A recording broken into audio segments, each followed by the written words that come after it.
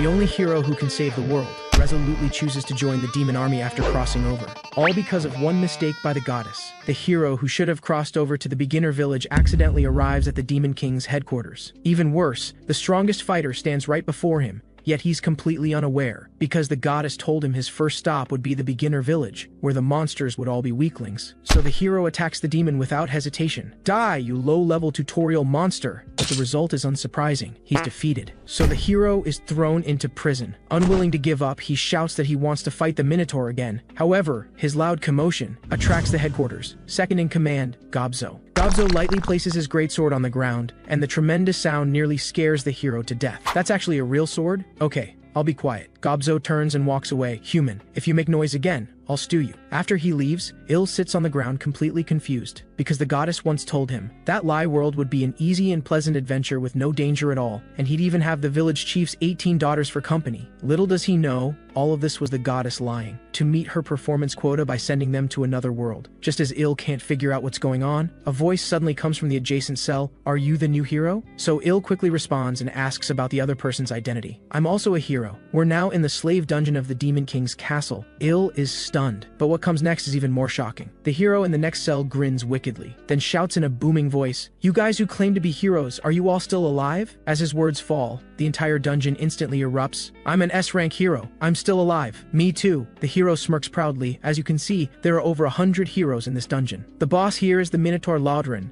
and the second in command is Gobzo. They're both notoriously vicious. And the hero's voice suddenly chokes up. Our current predicament is all thanks to that demon Rachel. Il is shocked. Rachel? Isn't that the goddess's name? Through the hero's explanation, he learns a hero's first stop should normally be in the city, but due to Rachel's negligence, they were teleported to the wrong place. But since beginner heroes have no real abilities, they're completely unable to resist. This is a hellish start. The next day, he truly tastes what hell is like. Not only does he have to work for the Demon King for free, but even worse, after a day's work ends, Gobzo uses Il as a mount. Let's go back, slaves. You short, fat little goblin. One day I'll slaughter you. After returning to the slave dungeon, Il is completely exhausted. But after resting for a moment, he suddenly remembers the goddess seemed to say that heroes have a status window privilege, so he quickly summons it. Looking it over, his stats seem higher than normal people, but considering he was previously the universe boxing champion, this doesn't seem abnormal. Endurance 31, but this statement immediately startles the hero next door. Amazing. You have 31 endurance at just level 1, but I'm still a slave. Il doesn't care, but the hero still thinks he's different. You'll definitely be able to escape this place and become a true hero. But faced with this encouragement, Il just wants to give up. When Deep Night arrives, he secretly gets up, planning to check the status window again to see if he's missed anything. After looking for a while, he actually discovers something. What are these hero points? He asked the hero earlier during the day, who said they didn't have this thing. Am I the only true hero? Just as Il lowers his head in thought, a sudden flash of light interrupts him. Long time no see, Mr. Hero. The visitor is none other than the goddess Rachel. Let this goddess tell you what hero points do. They're the key to creating the ultimate hero. But faced with this goddess kindly answering his questions, Il immediately becomes furious. I don't care about hero points or anything like that, but first I'm going to beat you up. A moment later, the goddess is beaten and begs for mercy. I'm sorry. I didn't know that just a little coffee spilled on the magic circle would cause your teleportation to go wrong. The higher gods discovered this,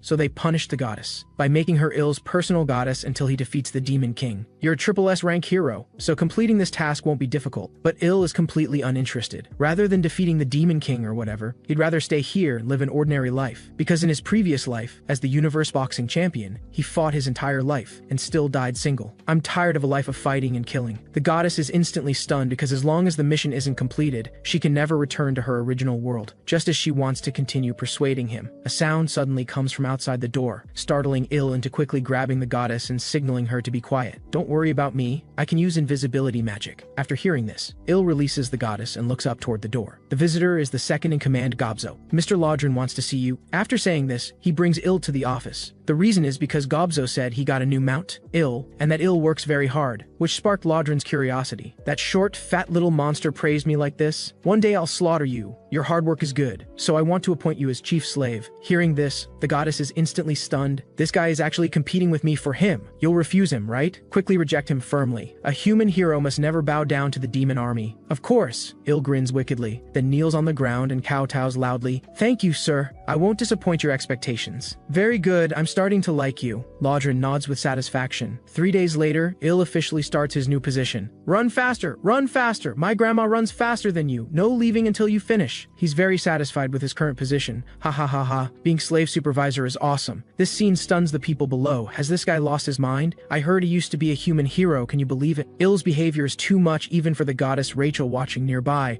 Are you crazy? If this continues, we'll be in big trouble. But Il ignores her after hearing this. You little sparrow have no idea about my plan.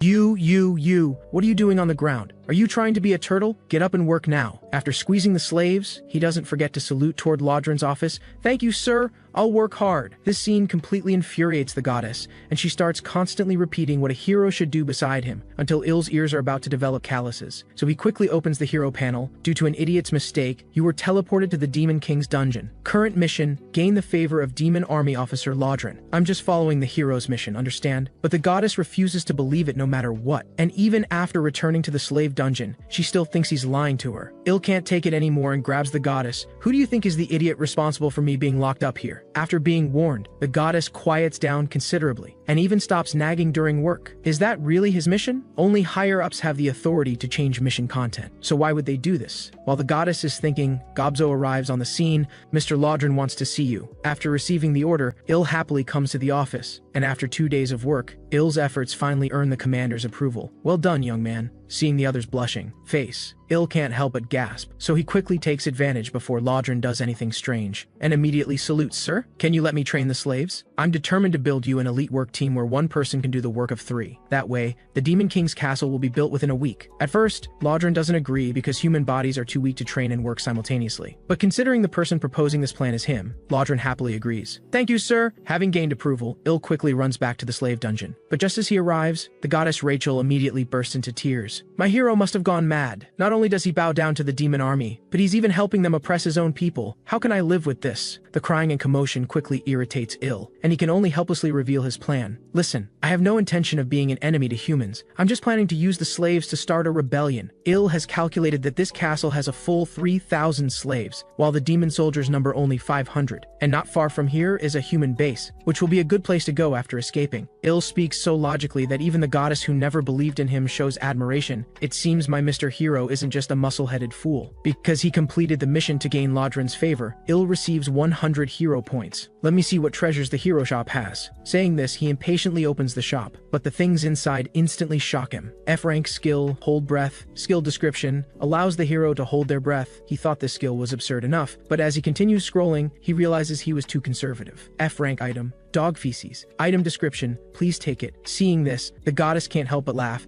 Don't be discouraged, this is just a level 1 shop. If you can upgrade it to level 2, you'll get better things, like larger portions of feces. Stop right there. This is what you said would make me the ultimate hero? Il officially begins training the slaves. The next day, first, let's recite our 3rd Legion motto. Begin. We are the great demon army. Let us defeat the humans. Sing our praises. Lodron in the tower takes in all of this. Very good. It seems the young man hasn't disappointed me. But just as he's feeling proud, the second-in-command Gobzo rushes in frantically. This is bad. The human army is advancing this way. The 8th division fighting them has already fallen. It's only a matter of time before they reach us. Abandoning this nearly completed fortress makes Lodron very reluctant, but he can't withstand Gobzo's firm attitude. We must retreat immediately. After hearing this, Lodron looks downstairs. He knows well that since ancient times, the purpose of war has been to plunder wealth. And for Lodron, the most precious treasure here is none other than Il. You retreat first, I'll follow with Il later. After saying this, he kicks open the window. And this scene happens to be seen by Il. Looks like today's combat training can't proceed. That guy has been monitoring from behind. At this moment, Lodron suddenly lands behind Il and gently turns his body. Listen, Il, there's no time, we must retreat. Wait, where to? Il is confused. However, as they argue, the human army has already arrived on the scene. Charge. With the commander's order, the war between humans and demons breaks out. But soon, the commander spots Lodron standing to the side. The Red Nightmare is there, make killing him the top priority. Il quickly realizes what's happening. The human army is attacking. Maybe this is a good opportunity. If I just stab Lodron in the back, I can return to human society as a hero. Just as Il is thinking about how to act, a human knight charges over at extreme speed. But Lodron simply reaches out and directly crushes the opponent's solid skull. However, something even more terrifying follows. As he grabs the knight and slams him heavily into the ground, the devastating strike immediately spreads across the field, defeating nearly all the humans on sight. And the first thing he does after finishing is gently turn his head to look at Il. Are you okay?" Frightened, Il immediately salutes. "Sir, I'm fine. I'll retreat right away." Although Lodron single-handedly defeated an entire human squad due to pressure from reinforcements, they still choose to retreat. "My adventure is over. My second life is over." Il is stunned. He never expected this guy to be so strong that with just one strike, he shattered his dream of returning to human society. Look on the bright side. Going to Demon Army headquarters is a chance to learn about their military strength, right? Shut up, you liar. Il will never believe this so-called goddess's nonsense again. But their argument wakes the sleeping Lodron. "Did you say something? I was asleep and didn't hear." Il quickly waves his hand in denial. No, I was saying how honored I am to be with you, sir." After hearing this, Lodron's face reddens slightly, and a strange thought forms in his mind. "When we reach headquarters, I'll officially recommend you join the Demon Army." Il is instantly petrified. This means his future escape is basically hopeless. "It's my honor." 5 hours later, the convoy arrives at Demon Army headquarters, and the first thing after getting off, Lodron prepares to bring Il to meet the commander. Although he knows this is somewhat improper, he firmly believes the commander will also like this young man. But you need to watch your words a bit, otherwise, you might die. Soon, the two arrive outside the hall. "Commander Hermes, it's me,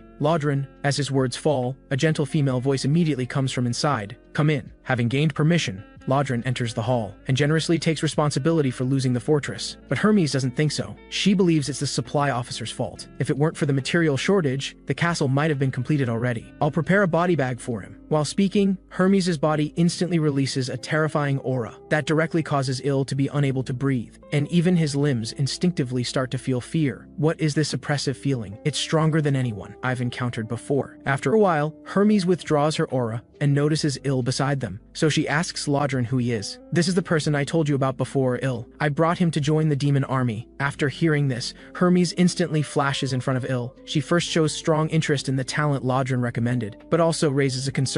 He has a human body. He might very well get eaten here. "Get eaten?" Il is instantly shocked and looks at Lodron like he's a lifeline. "With me here, you don't need to worry. I'll personally train you and make you strong enough." But this proposal is flatly rejected by Hermes because she thinks it's obviously not worth it for a high-ranking officer like Lodron to train a human. So she puts her hand into her mouth and vigorously rummages around. Then her body starts twisting crazily. Finally, she spits out a strange creature from the top of her head. "From today on, you're my pet guardian. His name is Popo. Isn't he cute?" "Cute? Cute, my foot." Il just wants to stay far away from this thing. But under pressure from Hermes, he ultimately can only choose to compromise. "It's my honor to care for Popo." "Very good." Hermes says this and tosses the dog over, then tells Il some good news. "Don't forget to feed him. When he's hungry, he gets angry, and when angry, he likes to eat his guardian." Just like that, Il successfully joins the Demon Army and simultaneously receives a hero mission, the content of which is to win Popo's love. Il turns to look at the sleeping Popo. "What the heck does this have to do with me becoming a hero?" Just as he's thinking, the room door is suddenly pushed open, and a balding goblin walks in, his partner in caring for Popo. Il first shows goodwill toward the other, but at the same time, he understands that if there's danger, the other will definitely use him as food first. "You and I need to go prepare Popo's dinner now." The balding goblin states the work in a commanding tone. "If you understand, you can now." Before he finishes speaking, Popo has already woken up. Frightened, the balding goblin immediately hides behind Il. "This newcomer is the food prepared for you." Saying this, he tries to restrain Il to make it easier for Popo to eat. "One of us has to die anyway, so why shouldn't it be you?" But the balding goblin ultimately underestimates Il's strength and is instantly thrown away. Snack time! A moment later, the sounds of Popo chewing and swallowing stop. But after eating, he's still not full, so the goddess Rachel becomes his target. "Save me! Quickly save me!" As they run, Popo's anger grows higher and higher, even treating Il as food. "Quick! Think of a way to calm down an angry dog." Got it. Il has a flash of inspiration. Absolutely no dog can be indifferent to these words. "Go outside and play." Hearing this, Popo's eyes immediately become clear. Then he pounces into his arms. Just as I thought. Soon, Il brings Popo outside, but they don't know where the kitchen is. But just as they're wandering around, a goblin unexpectedly appears before them. So Il quickly calls out to him, "Hey there, where's the kitchen?" "Kitchen? The kitchen is on the right." After saying this, the goblin runs off without looking back. This scene makes Il laugh out loud. Are all the Demon Army people this timid? Looks like I can rely on the dog's power from now on. However, just as he's feeling proud, he turns his head to find that Popo has already disappeared. Oh no, where did the dog go? So the two frantically search. But fortunately, hard work pays off, and soon they see Popo again. "My precious, do you know how worried I was?" Il looks down and seems to notice something wrong. "Did you just bite someone to death?" Just as Il is shocked, a loud shout comes from not far away. "Captain Regis has been eaten." I'm guessing it was Popo. Rachel's smile instantly freezes. Who else could it be? Il quickly grabs Popo and runs, and the goblins quickly follow. Unfortunately, Their short legs can't catch up with Il. However, by unfortunate coincidence, Il and the others actually run straight into a dead end. Turning around, a large group of goblins has already surrounded them. The human who killed the captain will take you down too. Another goblin licks his lips. I hope our captain hasn't been digested yet. I've always wanted to taste what the captain tastes like. Faced with this almost desperate situation, Il suddenly has a flash of inspiration. He thinks he might be able to intimidate them. How dare you be so rude? Saying this, Il suddenly shakes Popo in his arms. Do you know who he is? He's Popo. As his words fall, the goblins on site almost instinctively step back. They all know well how terrifying Hermes is. Commander Hermes is pet, but there's also one who's not afraid of death. Suspecting this human is lying to them, so Il crouches down and strokes Popo's chin a few times. Beast mode activated. As soon as he releases his hand, Popo immediately pounces on that goblin. That's what you get for not believing. In just 15 seconds, Popo has already eaten him clean. Anyone else who doesn't believe? No. The remaining goblins bow in submission, but at the same time, Hermes' voice suddenly comes from behind Il. I wondered why it was so noisy here. Turns out it's a cute newcomer doing something interesting. Afterwards, he's called to the office. After learning the ins and outs of this matter, Hermes laughs out loud. So you're using my and Popo's identity to survive?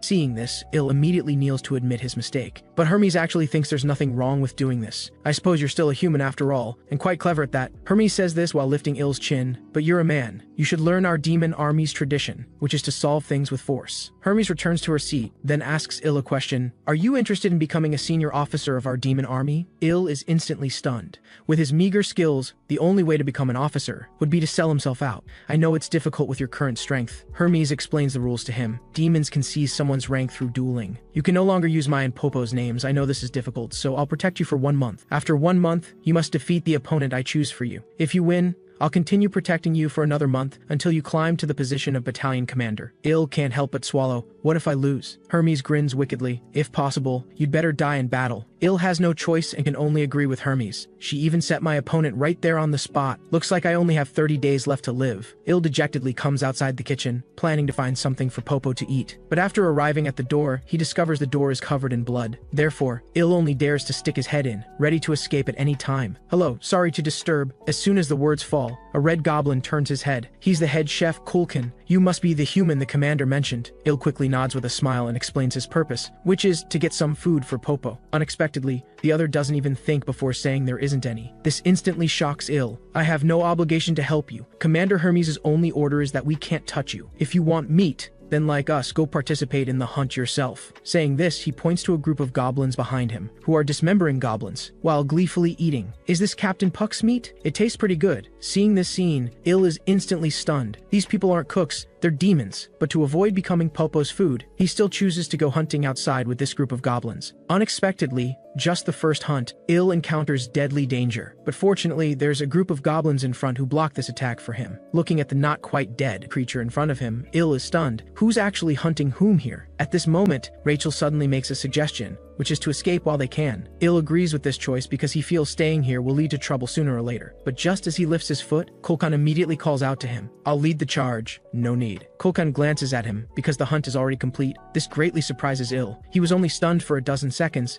yet they've already killed this massive creature. But despite this, the goblins still paid a heavy price. 13 dead and 25 seriously injured to end this hunt. But Kulkan shows no sadness about such heavy casualties, and is instead very satisfied with this result. Let the team rest for a moment and prepare for the next hunt. After thinking for a while, Il suddenly abandons the idea of escaping. Really, my Mr. Hero, are you really going to hunt monsters with them? No, I don't need to do that. Il has thought it through. As long as he participates in the kills here, he can gain experience and level up. Even if he just lightly punches the monster, as long as the final blow is his, he can get all the experience. So I don't need to try hard. Rachel is instantly stunned after hearing this. Is this guy really a genius? But you're taking shortcuts. She doesn't want her hero to be this kind of person. But Il has made up his mind. I must become strong enough within this 1 month. After saying this, he comes before Kulkan, and the other seems to see through his intention to escape at a glance. Human, I didn't expect you'd come back. I've been here all along. Il quickly plays dumb. Then he expresses his desire to participate in the hunt. You human. Kulkan doesn't immediately state his decision, but instead stares at him intently. This makes Il's heart race. The previous officers liked my humble attitude. Is this guy different? But it turns out he's overthinking. The next second, Kulkan laughs out loud. A human actually says such brave words, how cute. Il scratches his head. It's all because of your influence, chef. Dizzy from the flattery, Kulkan makes another decision, which is to let Il lead the team to hunt monsters. This instantly stuns Il. He just wanted to hang back and leech experience. No, how can a humble human like me stand before the noble demons? It will make them unhappy. Just as they're arguing, a panicked goblin suddenly runs over from not far away. He immediately explains the situation to Kulkin. A pack of wild wolves is attacking. In stark contrast to the goblin's situation, Kulkin appears very calm. He grips the cleaver behind him. More good meat to eat. Little ones, let's go. Perfect, Il grins slyly. I just need to time it right and land the final blow. I'll help you too, Mr. Hero, Rachel says nearby and immediately uses magic. This greatly enhances Il's physical strength, though it only lasts 3 minutes.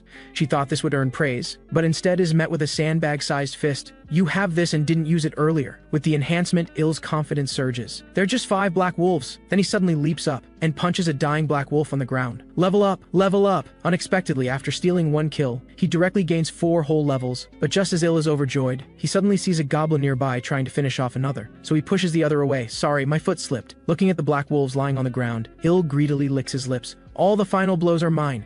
Under his leadership, the 5 black wolves are quickly eliminated. Il intends to leave right away, but unexpectedly at this moment, Kulkin calls him back and tells him it's time to enjoy the feast. This is the chef's privilege, to enjoy the freshest delicacies. With that, he hands Il a piece of meat. As someone who contributed, perhaps you should try some too. Looking at the bleeding raw meat before him, Il feels deeply resistant, but doesn't dare refuse this kind gesture, so he forces himself to take a bite. The meat itself is fine, but eating it plain and raw doesn't taste good at all. As Il chews, inspiration suddenly strikes. If he can make more delicious food, perhaps he can use it to control them. So Il doesn't hesitate any longer and immediately purchases a bottle of MSG from the hero shop. This triggers strong disapproval from the goddess Rachel, as she believes something as precious as hero points shouldn't be wasted on trivial items like seasoning. Even if they think it tastes good, it won't make any difference. You need to see the bigger picture. Il ignores her opinion and instead picks up a piece of meat and starts grilling it, intending to silence Rachel with results. Just watch. With this method, even a shoe insole would taste incredible. The moment he sprinkles seasoning on the tender medium-rare grilled meat, an intensely rich aroma bursts forth. I am the culinary god of this world. Il is extremely satisfied with his creation. Once it's done,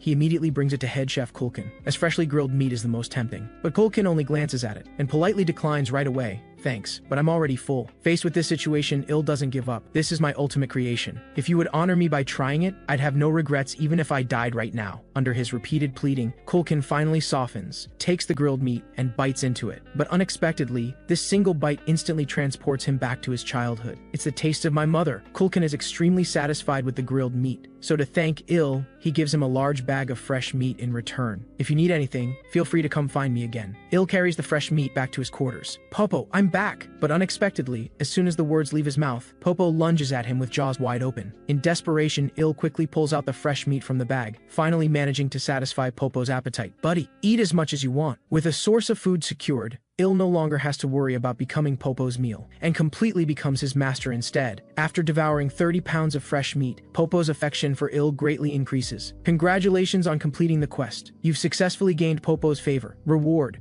200 hero points. Completing the quest greatly boosts Il's confidence. Excellent. This went exactly as I planned. He immediately opens his status panel. But Rachel, watching from the side, is instantly stunned. Are you planning to save those 22 free attribute points for your next life or something? That's because a certain idiot didn't tell me what these things are for. Il immediately retorts, successfully silencing Rachel, since as his personal goddess, she has the duty to educate Il about everything in this world. Alright, Rachel says and immediately begins explaining. Attributes are divided into 4 categories: strength, agility, stamina, and magic power. Wait, Il immediately interrupts her, because he sees a 5th category, charm. That one's different. Through Rachel's explanation, he learns that charm is a hidden attribute that can't be obtained through vacation, only improved through training. However, from what I can see, Il's charm toward male monsters is actually quite high. Rachel continues explaining. Physical attributes are more important in the early stages, but it's completely different in the late game, when magic power becomes dominant. Il follows the advice and allocates most of his points to physical attributes. Now you can go to the hero shop and purchase basic principles of magic control. Rachel continues her tutorial. It will teach you how to control magic power, and it only costs about 100 hero points. But Il searches through the hero shop again and again, yet can't find this so-called magic control guide anywhere. How is that possible? I remember it being one of the most common items in the hero shop. Rachel looks completely confused. Il lets out a deep sigh. He thought his personal goddess might finally be useful, but it seems he was overthinking it. No, I swear it's in there. 3 weeks quickly pass this way. During this time, Il finally reaches level 100. This took longer than I expected. I must be the hardest working hero in this world. The prolonged intense intense work leaves him in agony. What are you talking about? Aren't you basically idle now? Idle? This word instantly enrages Il, and he slaps Rachel to the ground. Do you know how many times I almost died? But normally it takes half a year to reach level 100. I was just trying to be nice, no offense intended. Rachel looks wronged. You brought this on yourself! But just as the two are bickering, the door outside suddenly bursts open, and a goblin rushes in frantically. Beast Tamer Il, the commander demands to see you. Receiving the order, Il doesn't dare delay, and quickly arrives at Hermes' office. His physical transformation amazes even Hermes. In less than a month, Il's physique has visibly grown so much stronger, and his magic power has even doubled. That's all from working hard to find food for Popo. Il quickly makes an excuse, trying to brush it off. But this doesn't escape Hermes' sharp eyes. Is it because of the hero system?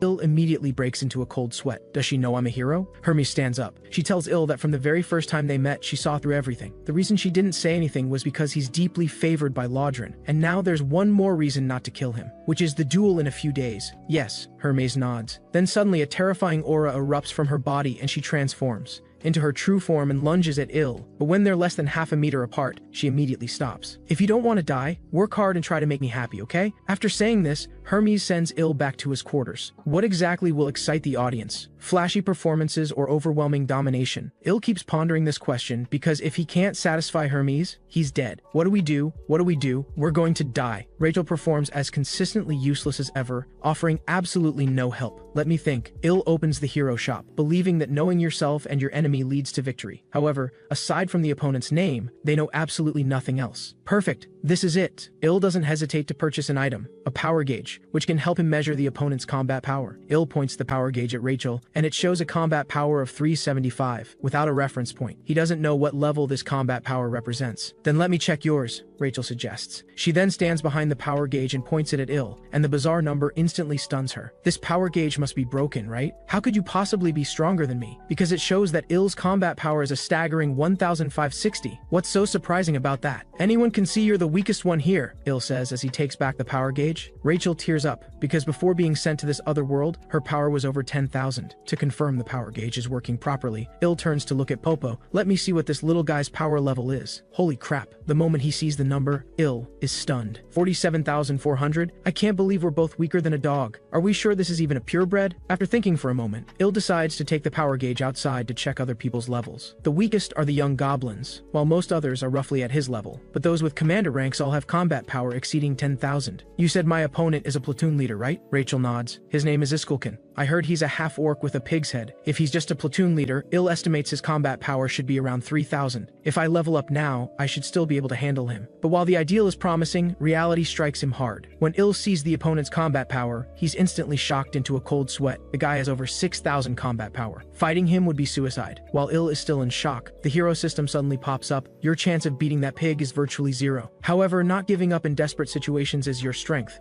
which is why I'm giving you this chance. Increase your combat power to 3,000 within 1 week. Reward, 300 hero points. This quest appears at just the right time. Il grins. Alright, no matter what, I'm doing this. Whether it's the Observer or Hermes, just wait for me. I will survive to the end. The next morning, Il returns to the kitchen, where Kulkan is present. Looking at Il's power gauge, he can't help but ask, "That's a nice fashion accessory. Where'd you get it?" Il scratches his head. "I saw others had one, so I bought myself one too." Kulkan turns away. He doesn't understand young people's fashion sense these days, so he tells Il to get ready for hunting. "Yes, sir." While Kulkan's back is turned, Il quickly checks him with the power gauge. Over 35,000. This isn't the level of an ordinary commander. No, it's not just him. Il quickly scans everyone in the kitchen, and their combat power is all significantly higher than ordinary soldiers. Is this what comes from constantly fighting monsters? Looking at this situation, an idea suddenly forms in Il's mind.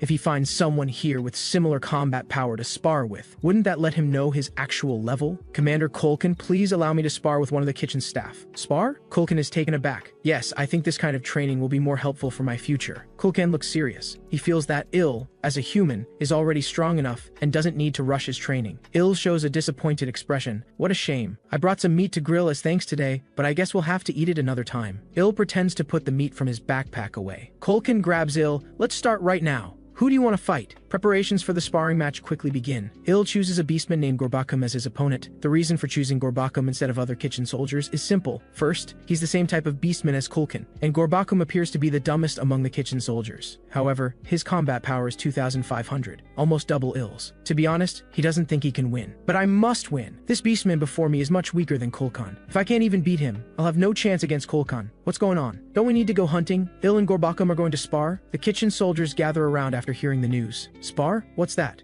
Fight? How do you not understand? You mean kill each other? Does that mean Il will die? The slow-witted kitchen soldiers discuss seriously. If Il dies, who's going to grill the meat? We can't survive without meat. Let's kill Gorbakum first. That's a great idea. Just as the unfortunate kitchen soldier Gorbakum's death sentence is about to be declared, Kulkin steps in to mediate. Shut up, you fools. Sparring isn't killing, it's just testing each other's strength. The kitchen soldiers murmur under Kulkin's explanation. Is it arm wrestling? Maybe tug of war? Kulkin decides to ignore these fools. Listen up, Gorbakum. He just needs to make sure Gorbakum, Il's sparring partner, understands the situation. You absolutely cannot kill Il. You can fight, but hold back, understand? Got it. Gorbakum answers with a stupid expression, casually scratching his head with vacant eyes, looking completely unreliable. But don't hold back too much either. Just hurt him enough so he really feels it, understand? Understood. It'd be best if you don't break anything. Sparring is really tricky. After this is over, I'll give you more meat, so do your best. Upon hearing the word meat, Gorbakum's eyes instantly light up. Leave it to me, head chef. Gorbakum suddenly speaks fluently and steps forward. Il, let's begin our sparring match. Alright, please go easy on me. Gorbakum and Il stand facing each other, maintaining a certain distance. Kulkin serves as referee and raises his arm. Ready, begin. As Kulkin's arm drops, the match begins. Gorbakum assumes his stance. I don't want to hurt him too much. Il is the one who grills meat.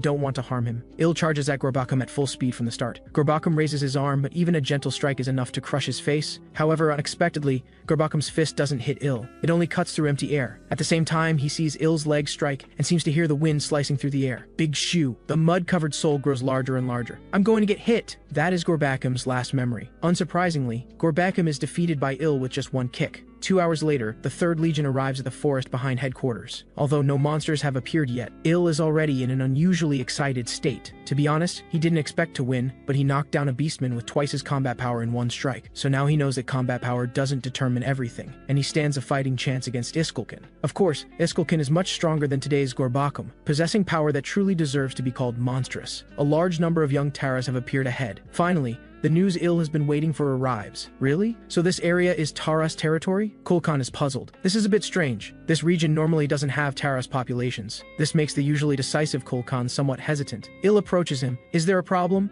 Is Taras meat not tasty? No, Taras meat is quite delicious, especially that chewy Taras bone marrow. It's an absolute delicacy. But Taras are social creatures. If we're not careful, they might swarm out in groups, especially the mother Taras, the Taras queen, who has strong maternal instincts. If we provoke her children, it'll be very troublesome. So can we call it a day now? Il scratches his head and laughs. No, since Taras meat is delicious, we still need to capture them, Kulkan says calmly. Anyway, the Taras queen rarely appears outside her nest, so it should be fine. He raises his giant cleaver. Everyone charge! Today's snack is Taras bone marrow. The kitchen soldiers sound the battle cry and begin charging. Be careful, capture them alive. Their bodily fluids are the essence. As the kitchen soldiers begin fighting, Il starts his performance. He accidentally knocks a soldier away, then steals the final blow on monsters. The final blow is mine. I need to level up. Il kicks down one after another, his level continuously rising. You're really good at kill stealing, hero. Of course, Il laughs happily. At this rate, he'll definitely surpass Iskulkin soon. But at this moment, the ground suddenly begins shaking with tremendous noise. What's going on? Il looks around in confusion. The kitchen soldiers are equally shocked. But soon,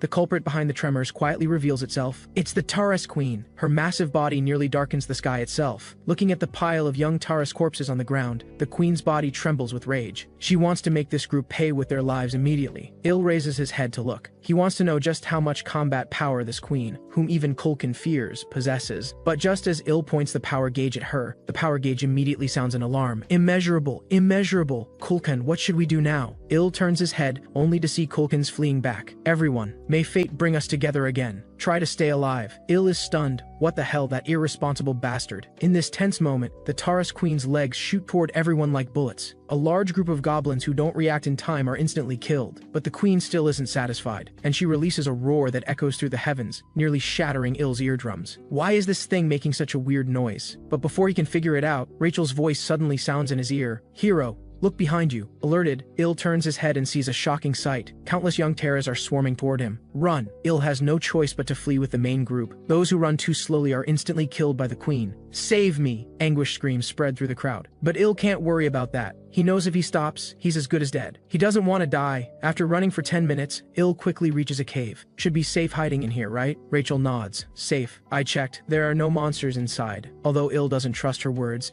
inside should at least be safer than out in the open. So after thinking for a moment, he enters anyway. This cave is deep and spacious, as if naturally formed. Doesn't that mean the Taurus Queen can squeeze in here too? Rachel's words instantly freeze Il. He quickly scans the surroundings and discovers a puddle of green slime on the rocks. This can't be left by terrors, can it? But Kulkan said there are no terrors around here. So they continue deeper inside, only to discover an even more terrifying sight. The depths of the cave are covered with countless terrace eggs. Is this the Taurus Queen's nest? Il looks at everything before him in disbelief. We can't stay here. However, while he's in a daze, a Taurus's spike rapidly strikes at him. Il dodges to the side. Why is there an adult Taurus here too? With no time to think, he randomly picks a direction and starts running. Are you sure this direction is the exit? Il doesn't answer Rachel, just keeps running. But soon, he's tripped by an unknown object. In desperation, Il randomly grabs an egg from the ground as a weapon. He throws it at the terrace with all his might, and unsurprisingly, it catches it. But the terrace holds the egg very carefully, as if afraid to break it. What's going on? Il looks at the terrace, which has stopped attacking. Is it trying to protect that egg? Rachel is silent for a few seconds. I think it likes the thing you threw. There's slime all over it. Il turns to look at the eggs on the ground, and an idea suddenly forms in his mind. Could these be terrace eggs? Il grins, then picks up another egg. This action instantly makes the terrace tense up.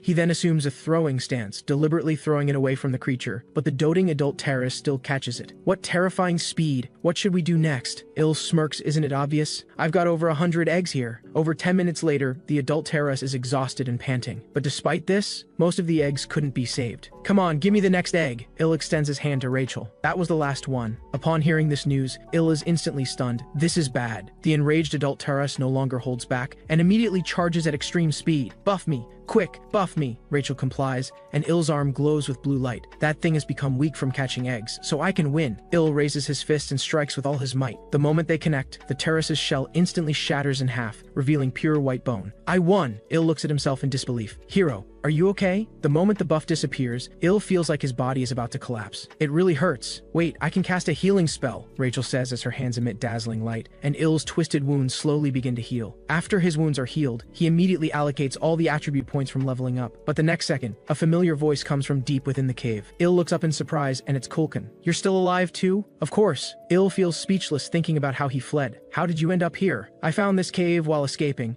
I think we're both very lucky. Kulkan laughs happily. However, at this moment, Il tells him this is the terrace nest. Those are all terrace eggs. This place is their hatchery. Kulkan stares at the eggs with burning eyes without responding.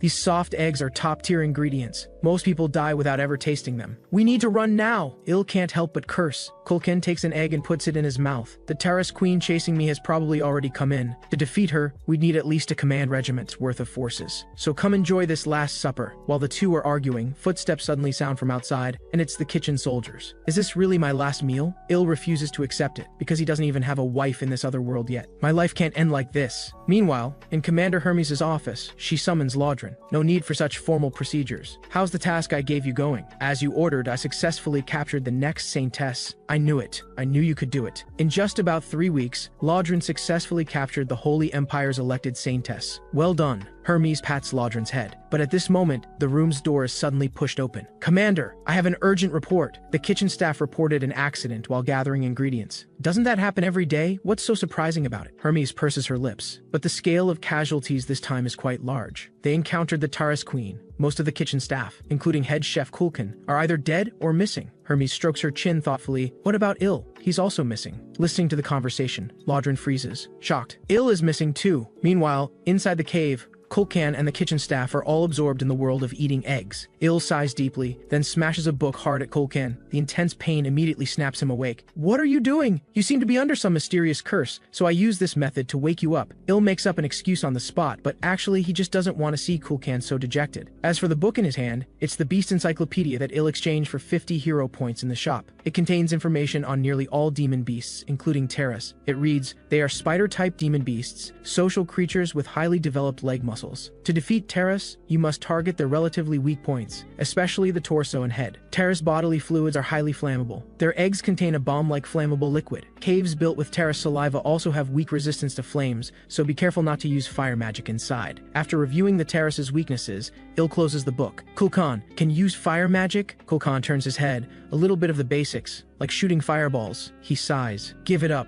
Terra's shells can't be burned through by my level of flames. Il rolls his eyes at him, because his plan isn't to burn the terrace at all. Everyone listen up. I have an escape plan. A goblin chef sighs. Futile struggle. Better to just stay here and keep eating eggs. Facing this situation, Il doesn't give up and continues encouraging them. If we successfully escape, not only will there be terrace eggs to eat, but I'll also provide unlimited deluxe grilled meat meals. Thinking of the delicious grilled meat finally rekindles everyone's interest. Let's start now. Even Kulkin immediately calls out to Il, drooling, what's our plan? A few seconds later, he announces his plan. What we need to do is just keep running toward the exit. No matter what happens, we're not allowed to stop. Move out. As soon as the words leave his mouth, Il takes the lead and runs ahead, with everyone following close behind. But unfortunately, they only run a short distance before encountering a large group of adult Taras. Kulkin, get ready! Il holds 2 eggs in his hands, then throws them forcefully at the wall beside them. Kulkin simultaneously launches fire magic. The moment the Taras egg fluid contacts the flames, a violent explosion occurs. The shockwave nearly destroys the entire cave.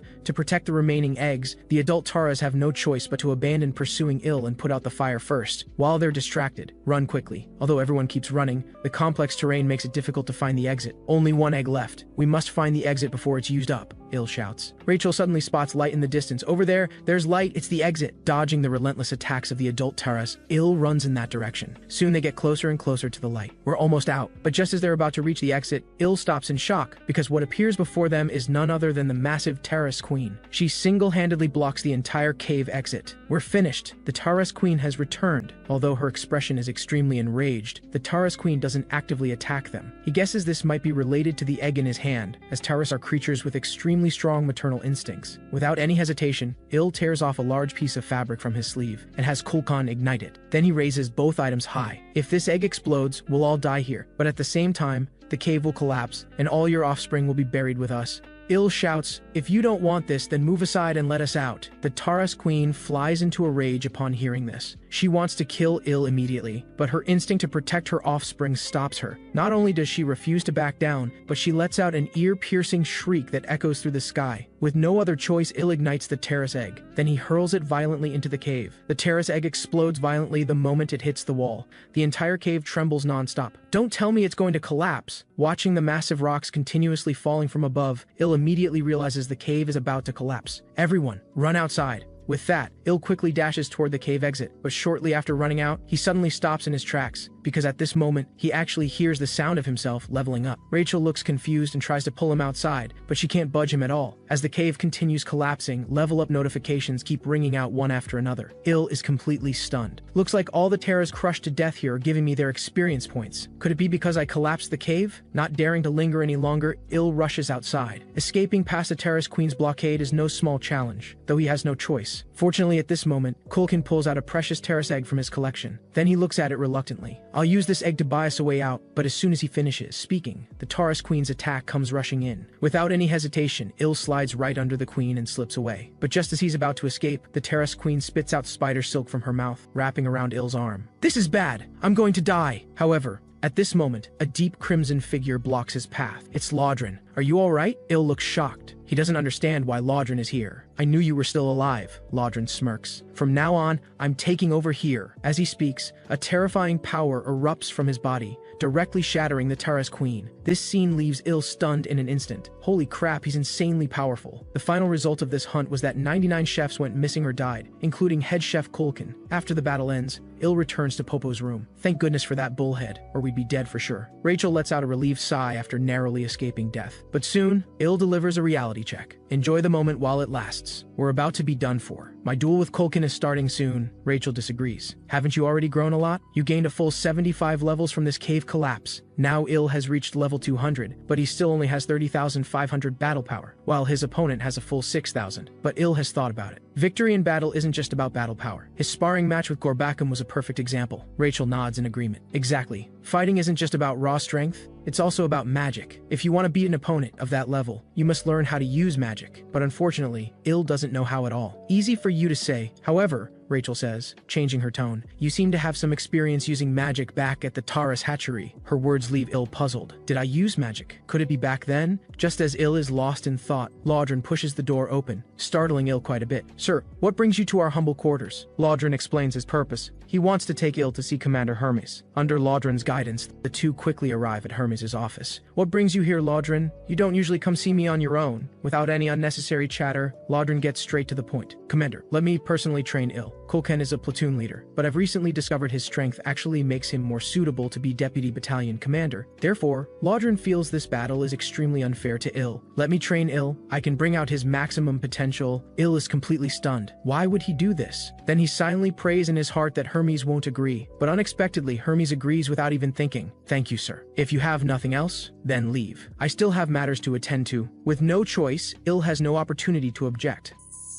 Thank you very much, my great commander. We'll take our leave. After they leave, Hermes smirks, because she discovered that in these short few days, Il's strength has actually doubled. It's quite interesting that a human can grow so fast, but this also troubles me a bit. If Laudren helps him, then Kulkan might actually lose. I absolutely cannot let this happen. Hermes already has a perfect plan in mind. On the other side, Laudren and Il quickly arrive at the training grounds. This is my private training ground. Il is stunned. Hermes actually gave him his own personal training ground. She must value this guy highly. Laudren stops in his tracks and turns to stare intently at Il. He discovers that the other person actually possesses enormous magical power, but still doesn't know how to use it. Being stared at by Laudren makes Il uneasy. He has no idea what the other wants. It's best to teach him the basics first, but the duel starts in just 4 days. We don't have much time. Laudren suddenly turns around and clenches his fist. He decides to push Il to his limits to unlock his potential. Pain is part of growth. Il has no time to react and is directly hit by Laudren's heavy punch. What is this guy doing? Has he lost his mind? Didn't he say he'd train me? Why is he suddenly attacking me? Without much hesitation, Laudren clenches his fist again and closes in. Focus everything on blocking, otherwise you'll die for sure. Warned, Il raises his arms to block, but the opponent's tremendous force still sends him flying several meters away. Strange. His body strength isn't high, but his reaction speed and perception are quite good. His mental strength is exceptional. Laudren speculates that when they first met, his failure to dodge Il's kick wasn't an accident. This guy has extremely rich combat experience. Laudren rushes rapidly toward Il. That bet you made with Commander Hermes? If you don't have mana, there's no way you can defeat Kulkan. Rather than embarrass yourself in front of everyone, better to die here. Laudren's powerful strike sends Il flying. He's not joking. One more hit like that and I'll really die. Laudren clenches his fist,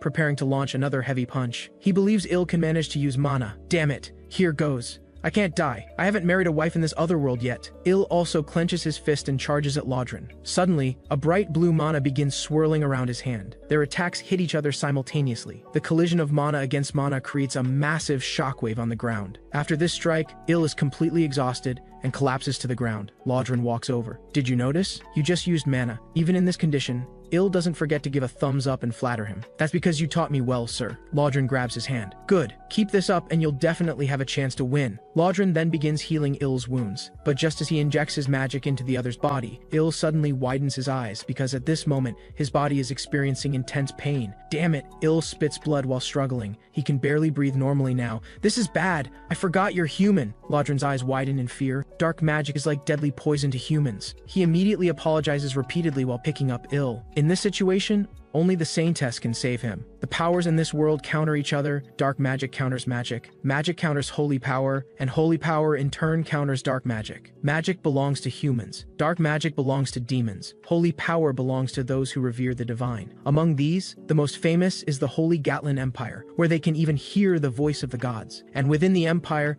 they select the most exceptional person to become the Saintess. At the Demon Army's 3rd Legion headquarters, a human woman is confined in a deep chamber. Her silver hair falls all the way to her waist, snow-white skin and silver eyes matching her hair. Her delicate features are stunning enough to take one's breath away just by looking. But for some reason, her eyes are like dead fish, completely devoid of any life. Her name is Abelson Mariette, the next Saintess of the Gatlin Holy Empire. After being kidnapped by Laudren not long ago, she has been imprisoned in this place ever since. She hasn't even prayed to God in many days. The condition for becoming a Saintess is being able to hear God's voice. Although she can hear God's voice, she hasn't sought God here. She knows that no matter what, it would all be futile. Just as Abelson is lost in thought, the door to the room suddenly opens. It's the Red Nightmare, Lodrin. His breathing is heavy, clearly having rushed here urgently. Abelson sees his anxious expression and feels confused, because the decisive and ruthless Red Nightmare, Lodrin, usually shows no emotional fluctuations. What's happening? Please save this human, Lodrin shouts urgently. Il has already fallen into unconsciousness. He feels like his head is about to split open. Il slowly recalls the final moment. He remembers being hit by Lodrin and falling to the ground. Damn it, am I really dying while holding a man's hand? Il feels unwilling. No matter what, he should at least die holding a woman's hand. Even Rachel would do. As he thinks this, Il suddenly feels a warm power. He carefully opens his eyes and sees a goddess before him. She has silver hair and silver eyes. The goddess is expressionless, not speaking. I must be dead already, and back at that place preparing to be reborn. Il is convinced of this idea. Goddess, I'll never forgive you, and send Rachel to hell. She's a demon wearing a goddess mask. Finally, if you plan to make me a hero again,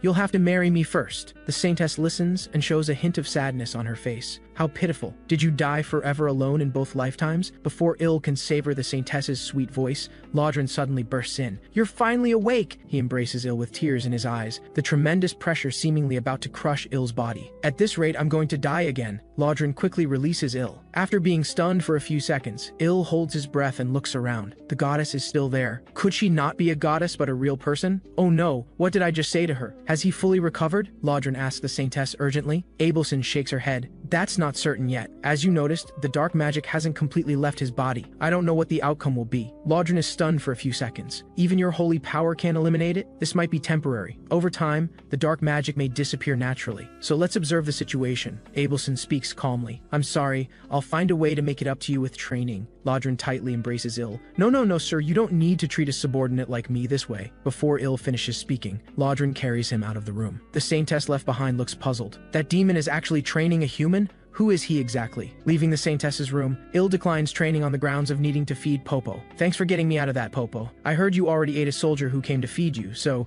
you shouldn't need to eat again today, right? Although Il doesn't have to worry about being killed by Lodrin in training now, dark magic still remains in his body. This shouldn't be a major problem, right? It won't kill me. Il says this while looking at Rachel. He sees her sitting on the ground crying with tears in her eyes, because she heard everything Il said to Abelson clearly from the side. She never expected her hero would want her to go to hell. Yes, this is all my fault. The dark magic in your body, and you almost dying, it's all because of me. Because I'm a goddess wearing a demon mask, I deserve to suffer eternally in hell. Il suddenly realizes that what he said might have been a bit too much. He walks over to comfort Rachel. All right, Rach, don't be mad anymore. I can't do without you, my buff dispenser. Shut up, I don't want to hear you talk. Time quickly moves to the next day. Il arrives at Lodrin's private training ground as usual and gets beaten half to death. And the saintess Abelson naturally becomes Il's dedicated healer. Thank you for healing me. Before tomorrow's duel, I want to ask you something. Il scratches his head sheepishly. Could you pray that I won't die tomorrow? Also, if possible, I'd like to invite you to watch tomorrow's duel. In the blink of an eye, the day of the duel arrives. Due to the intense training,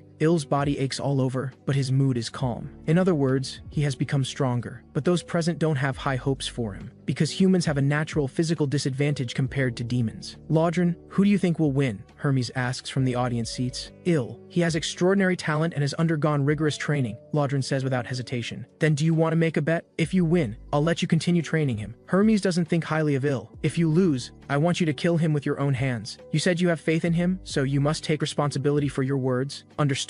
Lodrin can only agree, and this agreement makes him nervous. He doesn't want Il to die. I can win. Il lowers his head, because under Lodrin's training, he has mastered a brand new skill, Lodrin Combat Technique. It's a dynamic martial art composed of 10 different boxing styles, modified from the code and fighting style inherited by Lodrin's clan.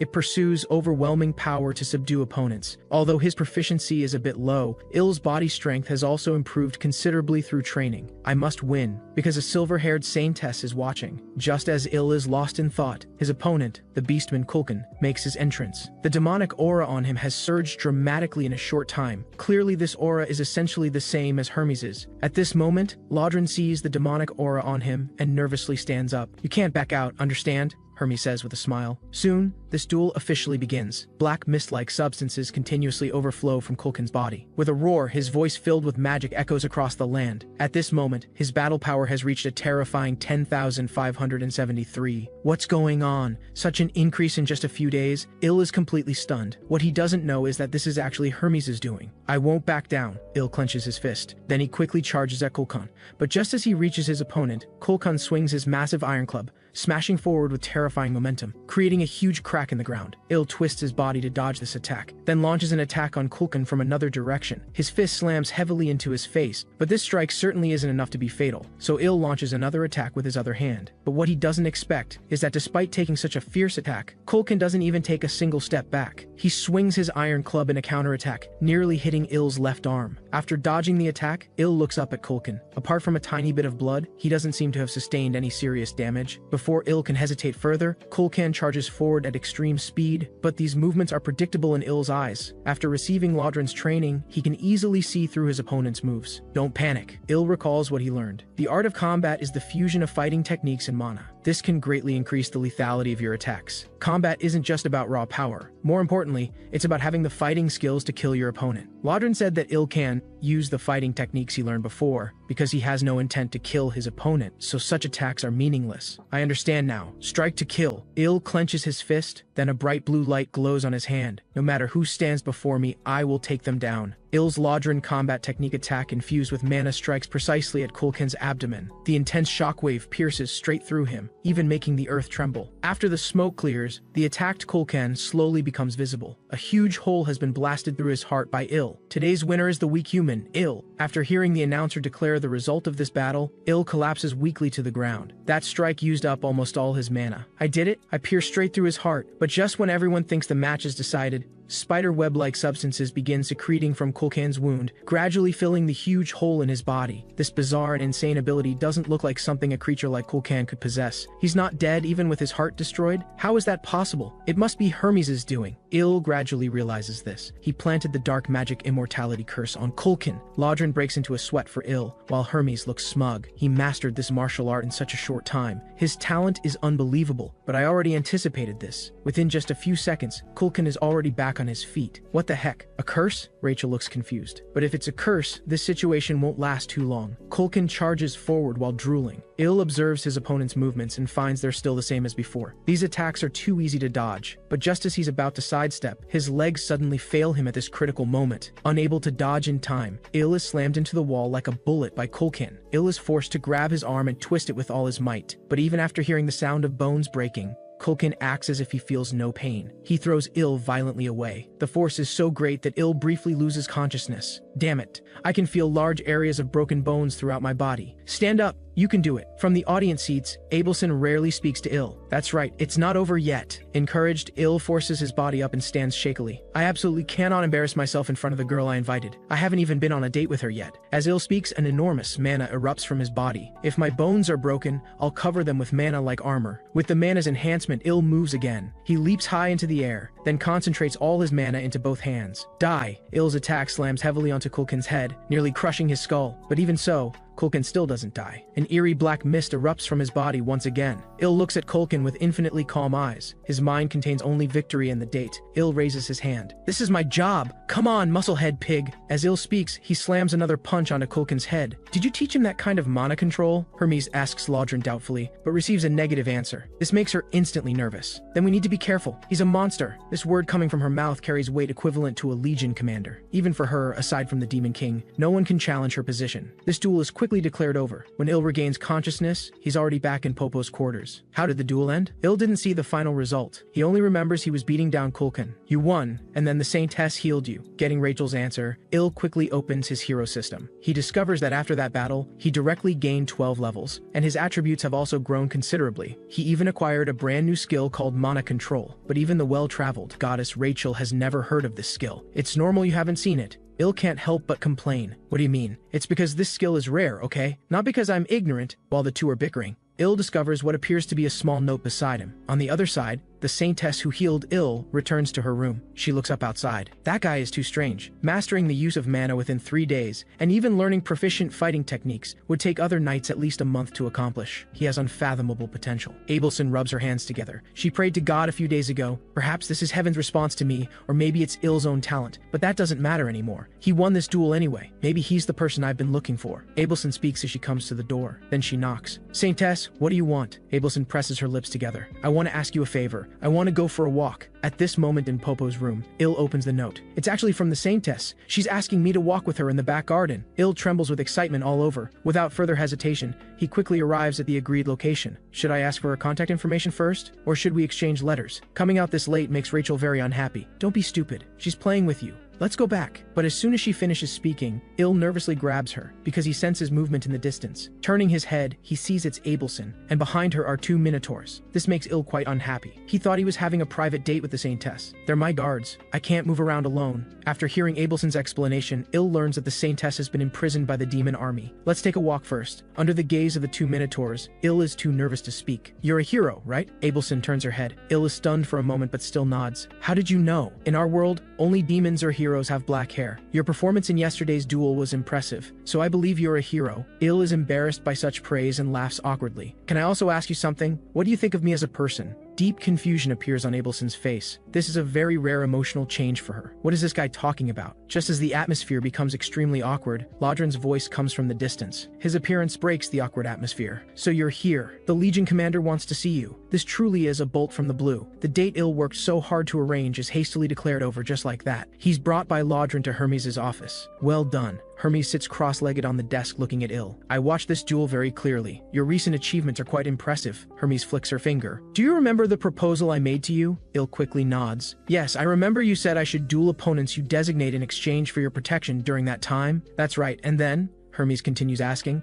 You said I should become a demon officer and work here. Hermes nods with satisfaction. Now I'm telling you, that was just an excuse. I thought you wouldn't live long. So now my thinking has changed. She points at Lodrin. You said he would become an excellent demon officer. So this time I think we should try something different. Not dueling. Hermes gets down from the desk and slowly approaches. You know, our unit has an independent cooking company. This time the cooking company suffered heavy casualties, so the executives can't have proper meals. So starting today, you'll become the commander of this unit. I'll give you the authority to recruit cooking soldiers as you see fit. Can you do it? Il knows he has no choice. Leave it to me. Congratulations on your promotion. You're a company commander now, Rachel teases. A human hero actually became an officer of demon soldiers. Are you happy now? Yes. This feeling is amazing. Il doesn't coddle her. The two bicker as they arrive at the Legion kitchen, but the moment Il pushes open the door, he hears greedy chewing sounds coming from inside. Looking down, there's actually a cooking soldier greedily eating something. He recognizes Il. Oh, it's that barbecue slave? Slave? Il immediately loses his cool upon hearing this contemptuous term. He moves his numb foot. Friend, you're wrong. Starting today, I'm the head chef supervisor. With that, Il viciously kicks him in the face. After venting his anger, Il gathers all the soldiers in the kitchen. People here generally have battle power around 2,000, with the strongest at 30,500. Looking at them, Il immediately has a big question in his mind. Why are there so few kitchen soldiers now?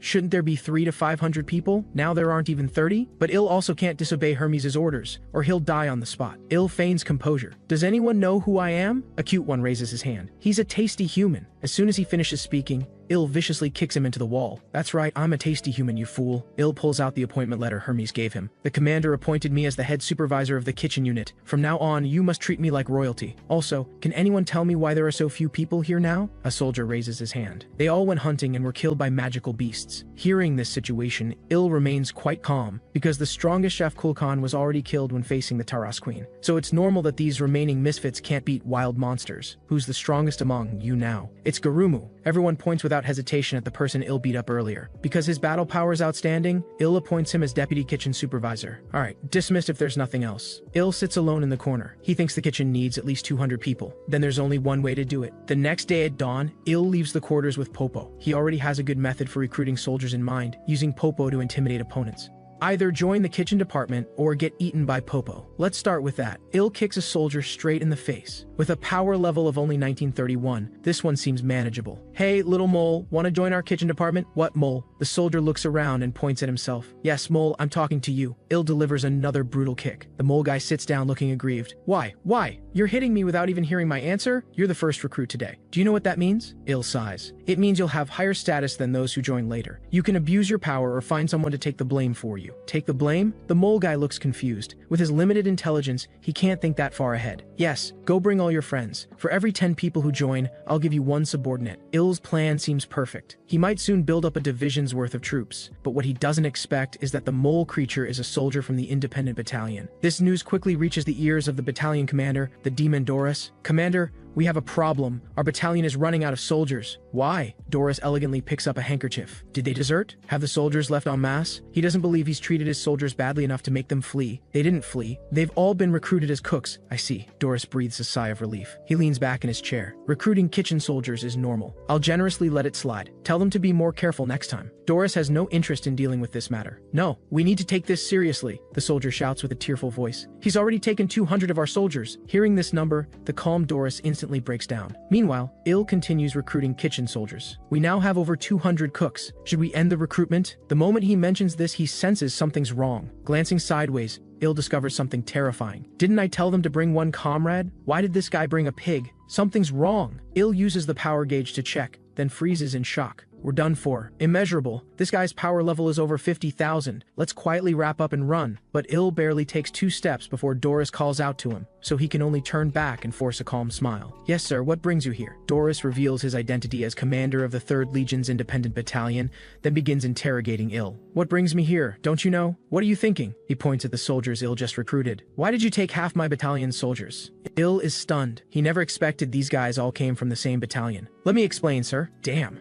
No wonder this went so smoothly. A few minutes later, Il is brought to the office by Doris. You're saying you didn't do this intentionally? Il quickly nods and starts flattering him. Yes, sir, I selected only the most valiant-looking soldiers, but they all happen to be from your battalion. Hearing this, Doris beams internally. Commander Hermes likes this guy, so I'd better not make a big fuss about this. With this thought, he immediately puts on a smile. Since this is your selection method, we can only comply. Is this really okay? Il is overjoyed, but he knows things won't be that simple. Sure enough, the next second, Doris speaks. But I have one condition. Take one more soldier from our battalion, and we're good. Il suspects Doris wants to dump some useless fool on him. What? Are you unwilling? Seeing Il's delayed response, Doris's murderous intent begins to show. I'm just so happy. Il runs out of the office without looking back. Just introduce them to me later. Shortly after Il returns to his office, the door suddenly opens. A towering giant appears. His name is Azolu, a hybrid of ogre and half-orc. Il looks up and sees the opponent's power level is immeasurable. This guy looks stupid, but he's incredibly strong. I need to use him well. The next day, Il gathers all the kitchen soldiers again. Let me reintroduce myself. I am Popo's keeper and head chef. Next, Il announces his plan to reorganize the department. He prepares a roster and has them stand according to their positions on it. Il has discovered that while these beastmen have similar intelligence levels, their power levels vary drastically. So he categorizes them by power level, assigning the weaker ones to kitchen duty and taking the stronger ones hunting. A few minutes later, they form 2 lines as Il requested. On the right is the cooking squad, on the left is the combat squad. No objections, right? But the moment Il finishes speaking, a soldier raises his arm. I object. I want to hunt too. I want fresh meat. The speaker is an extremely short beastman. Il gives an awkward laugh, then crooks his finger. Come here. The skinny soldier, confused, slowly walks over. Then Il kicks him hard, sending him flying. You want to go? Pass my test first. Obviously, you didn't pass. After Il does this, the hero system sends a notification. With excellent leadership, you have commanded soldiers to reorganize and stabilize the troops. Hidden attribute charisma increased. Command ability level raised. Il's eyes widen. This is a completely unexpected reward. Anyone else have objections? Il raises his fist. If not, combat squad. Grab your weapons and move out. Time to hunt. Under Il's lead, the combat squad reaches the northern forest, but unexpectedly, there isn't a single beast here. Could it be because Popo or Azolu are too strong and easily scare away enemies? Rachel suggests. Il agrees, but these two are the combat squad's top forces. He can't leave them behind. Just then, Rachel claps her hands as if remembering something. She looks at Il with a sly smile. Then let's use them as bait. My god, this girl really is a devil. Il circles around and selects 5 numbered soldiers as bait. Lottery numbers he bought back on Earth. With tears in his eyes, Il orders Azolu to throw out the soldiers whose numbers are called. Number 14. Launch. Intercontinental ballistic missile. Fire. Using the weak ones as bait should lure the prey over, right? Il says. He doesn't forget to have his men light torches insincerely. This way the bait soldiers can see the smoke and come back. Throwing them like that, you're sure they'll come back alive? Rachel's face is full of doubt. Of course. Il smirks wickedly. At least one of the 6 will come back, including Azolu. Everyone watching thinks Il has gone mad. We'll definitely die if we go. But just as they want to flee, they turn turn around to find Popo, who received the order, already waiting behind them. Despite looking troubled, Il is actually calm inside. Either obediently do as I say, or go play inside Popo's belly. Unsurprisingly, the poor soldiers all choose the first option. After all, possibly dying is better than certain death. Sure enough, after waiting a while, the bait soldiers bring back several beasts. Wait for the soldiers to handle them. I only need the final blow. Before Il finishes speaking, Azolu roars and charges forward, then swings his weapon and launches a fierce attack. What kind of power is this? Il is shocked. With just one strike, Azolu completely shatters the massive beast, and Popo does the same, instantly killing them too. How am I supposed to work with this? Not only did I miss the final blow, even the meat on the beast is completely shattered. When we come tomorrow, I'm absolutely not bringing these two. I'm leaving. See you all tomorrow. Shortly after returning to his quarters, Il heads to the kitchen. After building up his emotions, he angrily kicks the door open. Are you slacking off again? Is the food ready? The deputy head chef quickly runs over. We're working on it, but today's meat is a bit. Il's expression darkens. A craftsman doesn't complain about his tools. Yes, sir, I'll get right on it. Though he says this, Il knows well that with these cooks' skill level, even passing dogs would cover their noses. But it's fine. Il has already thought of a solution. Regular soldiers eat what the cooks make. Only battalion commanders and above qualified eat his cooking. This not only perfectly solves the production shortage, but also gains favor with high-ranking officers. After finishing the roast, Il immediately seeks out Abelson. Because she helped him greatly in that duel, he wants to express his gratitude with tender roast. Thank you, I only need a little. Abelson spears a piece of roast, and rich meaty aromas waft up. The smell is much better than she expected. After putting it in her mouth and chewing, the taste completely astonishes Abelson. This is the most delicious food she's eaten in the Demon Lord's Black Castle, so good. Soon, Abelson finishes the roast completely. Afterward, Il picks up the plate to leave, but just then, Abelson speaks. She asks Il if he has anything he wants to do after leaving the Demon Lord's castle. Get married and have children, Il blurts out. But Abelson freezes upon hearing this. She originally thought a hero would have loftier ambitions. I understand. You may go. It doesn't have to be the village chief's daughter. Il shyly hooks his finger. Then he asks Abelson the same question. Me? I don't want to do anything? After thinking for a long time, she calmly says this. Meanwhile, in the Gatlin Empire, a subordinate comes to report in panic. They've discovered Saintess Abelson's whereabouts. She's imprisoned in the Black Castle. Fearing the voracious eater Hermes, the Empire dares not rashly send troops. In human history, the Black Castle has been conquered only 3 times, and each time was because Hermes was absent. After pondering for a moment, the Pope comes up with a perfect solution. Summon our heroes, send them as a secret rescue team. The next day, Il assembles soldiers early for hunting, but Abelson's words, I don't want to do anything, linger in his mind. Why would she think that way? With this question, Il begins today's hunt. After going deeper into the forest, he raises his hand to signal the team to stop, then orders all squad leaders to step forward. 10 squad leaders, 10 people total. They nervously glance at Il's expression. What's he planning today? Fortunately, Azulu isn't here, so he probably won't do that crazy thing of throwing soldiers into the forest. But today, Il is surprisingly generous, actually pulling out several large pieces of seasoned roast from his backpack. Everyone take a bite. What are you standing there for? I'm telling you to eat. If you don't, you'll go feed Popo. We'll eat. The squad leaders tearfully stuff the meat in their mouths. These burly men devour fist-sized chunks of meat in less than a minute. Head chef, what is this? It's so delicious. The squad leaders' eyes begin to moisten, tears dripping down. We really chose right joining the kitchen troops. Head chef is such a great person. We'll definitely work hard from now on. Give us another piece. The squad leaders shout excitedly, faces flushed. But Il raises his index finger and waves it gently. The gourmet experience is over. Now the game begins. Go capture beasts alive. The squad that captures the most will get the chance to dine with me today. Still standing there? Run. As Il's words fall, a life or death game for meat begins. To taste that aromatic roast again, the squad leaders all charge ahead.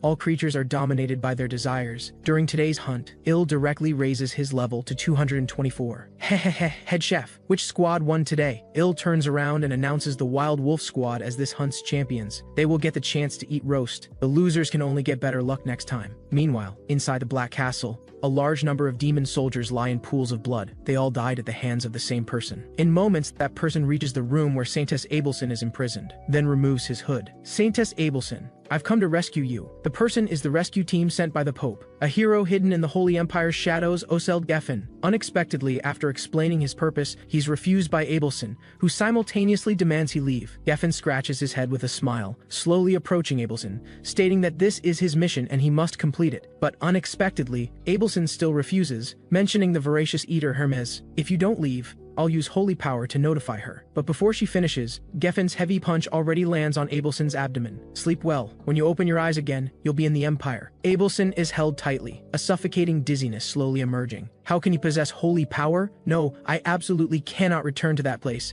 Just as Abelson is about to pass out, a sandbag-sized fist smashes hard into Geffin's face. Get your filthy hands off her, you bastard. It's ill. This punch uses nearly all his strength, but Geffen remains completely unmoved. A guy radiating dark magic? Interesting. Though you look more human on the outside, Geffen sneers. Nice moves, but your magic power is far lacking. Before he finishes speaking, Ill attacks again, a whirlwind carrying quite powerful magic. His movements far exceed Geffen's expectations. This makes Geffen interested in Ill, wanting to bring him back to the Empire as well. Geffen blocks the attack and counterstrikes. The terrifying force makes blood gush from Ill's mouth, and he loses consciousness on the spot. Did he die? Perhaps the instant rage caused Geffen's strength to go out of control. Rachel, hiding nearby, is instantly shocked seeing this. He took down my hero with one hit. I should probably go get Popo. After confirming Ill isn't dead, Geffen pulls out a scroll from his pocket. This is a high-level holy magic scroll prepared just in case. But just then, an extremely imposing female voice suddenly sounds from behind. What's happening here? Do you need my help? It's Hermes. I didn't sense her presence at all. Geffen suppresses his shock and quickly turns. Voracious Eater Hermes. That title isn't very polite. Perhaps calling me Gourmet would be more appropriate, Hermes jokes with a smile. In complete contrast to Hermes' attitude, cold sweat pours down Geffen's face. Can I win? The Pope had repeatedly warned to absolutely avoid fighting the Voracious Eater, but Geffen had scoffed at this. But truly facing the Voracious Eater, he finally understands why the Pope was so insistent. I can't sense any demonic energy at all. Even at close range, he can't detect Hermes' presence at all. This isn't a good sign. It means the power gap between them is enormous. But Geffen has defeated countless opponents stronger than himself. He wants to challenge himself again. Between heartbeats, Hermes' terrifying magic power crashes down on Geffen like a raging storm. Don't panic, must focus and find the right moment to escape with the Saintess. Then while he's thinking, his brain suddenly feels dizzy. His arm has been severed. When did that happen? Geffen freezes instantly. Come, make this fun for me. Hermes opens her gaping maw. Geffen realizes he's completely lost. Forget escaping with the Saintess. Even his own survival is uncertain now. After confirming the mission's failure, he directly bites down and crushes the scroll in his mouth. Suddenly a bright light flashes as the holy magic on the scroll activates. Such pure holy power would reduce ordinary demons or beasts to ash on contact. But Hermes, standing right there, merely furrows her brow slightly. Oh my, trying to escape? Won't you play with me a bit longer? In the blink of an eye, Geffen vanishes without a trace. His escape skills are quite good. Actually, Hermes deliberately let him go. If she truly wanted to kill, she could have killed Geffen thousands of times within a minute. Demons have appeared on the continent for over 500 years. Countless demons have come and gone in cycles. However, only two demons are exceptions. The Demon Lord and Hermes. They stand like towering mountains, unwavering. The Demon Lord almost never appears before others, but the Voracious Eater Hermes is entirely different. The ones killed this time are all Lodrin's minions. Lodrin will be upset, time flies, and soon it's the next day. Ill undergoes Lodrin's training again. Your attack methods and way of casting magic remain the same as before, too simple and direct. Your imagination is limited, so your movements appear monotonous and rigid. Lodrin points out Ill's flaws, but then shifts tone. No matter how strong you are, there's always someone stronger. So for victory, using any tactics is justified, under Lodrin's instruction. Today's training officially concludes. Once he leaves, Ill immediately collapses on the ground. I'm dying.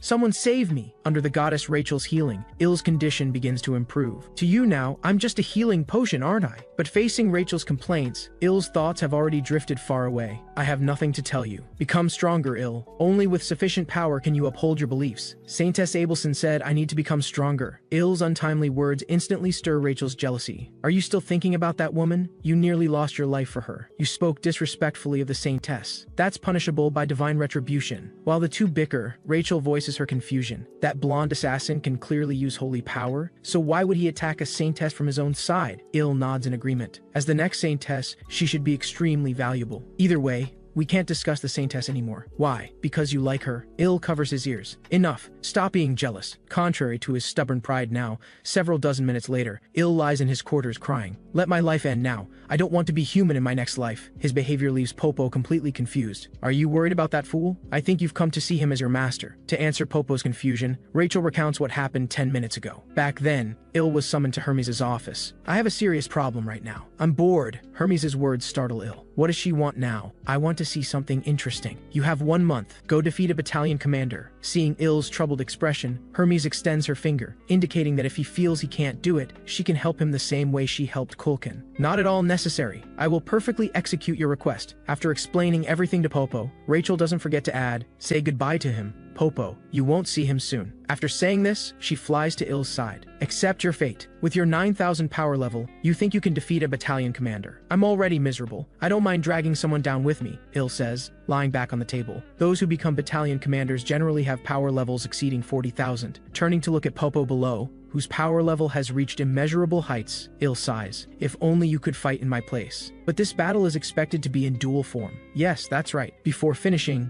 Ill seems to think of something. A duel? No. Hermes didn't say this had to be a duel. After triple checking with Rachel, Ill confirms Hermes didn't require a duel. That means I can use any method to win. Ambush, gang up, even bring Popo, or all three combined. Lure him out, then have Popo lead an ambush and gang up on him. Should I call you clever or cowardly? Rachel shakes her head after hearing Ill's plan. But now, a tricky problem faces them, how to lure the battalion commander out. However, this problem isn't a problem for Ill. He just needs to select some ribs, add honey to draw out the blood, then slice some mushrooms. Of course, seasonings and garlic are essential, and water-spitting fish as garnish. Just put all these ingredients in the pot, simmer on low heat for 2 hours, then it burns. Damn it. But Ill takes the opportunity to salvage the unburned parts, finally sprinkling some scallions. Perfect. With this delicacy, I'm sure no battalion commander can resist. In the camp on the other side, the peace-loving battalion commander Doris, as usual, leisurely enjoys his food. Having offloaded the troublemaker Azolu from his unit, he's finally achieved true peace. But just then, a subordinate reports, head chef Ill requests an audience. Doris waves dismissively without thinking. Tell him returning Azolu is impossible, but facing Doris's instruction, the soldier shakes his head. No, he says he's here to express gratitude. He wants to personally cook for you. Hearing the word cook, Doris's eyes immediately widen. There's always been a rumor that Ill's roast can even conquer Hermes' taste buds, so he quickly orders Ill to enter. Shortly after the soldier withdraws, Ill walks in carrying a large plate, and for ceremonial effect, he even holds a red rose in his mouth. Lord Doris, long time no see. This scene makes Doris's face flush red, his heart pounding like a wild deer, but he quickly realizes something's off and forces himself to calm down. I heard you're here to express gratitude? Yes, thanks to your care a month ago, I was able to become head chef smoothly. Ill places the plate before Doris. But to express my gratitude to Lord Doris, I've carefully prepared this dish. I hope you'll enjoy it. Doris pays no attention to Ill's words, his gaze already locked firmly on the dish on the table. Wait, this aroma! Doris unceremoniously grabs a large rib, the aroma making him unable to resist. Gratitude or whatever, he's already curious about the meat's taste to the point of madness. Doris stuffs the meat in his mouth and begins savoring it slowly. Then unpleasant sounds flow from this pig's mouth. So delicious, I can't stand it. Ah! A flash of murderous intent crosses Ill's face,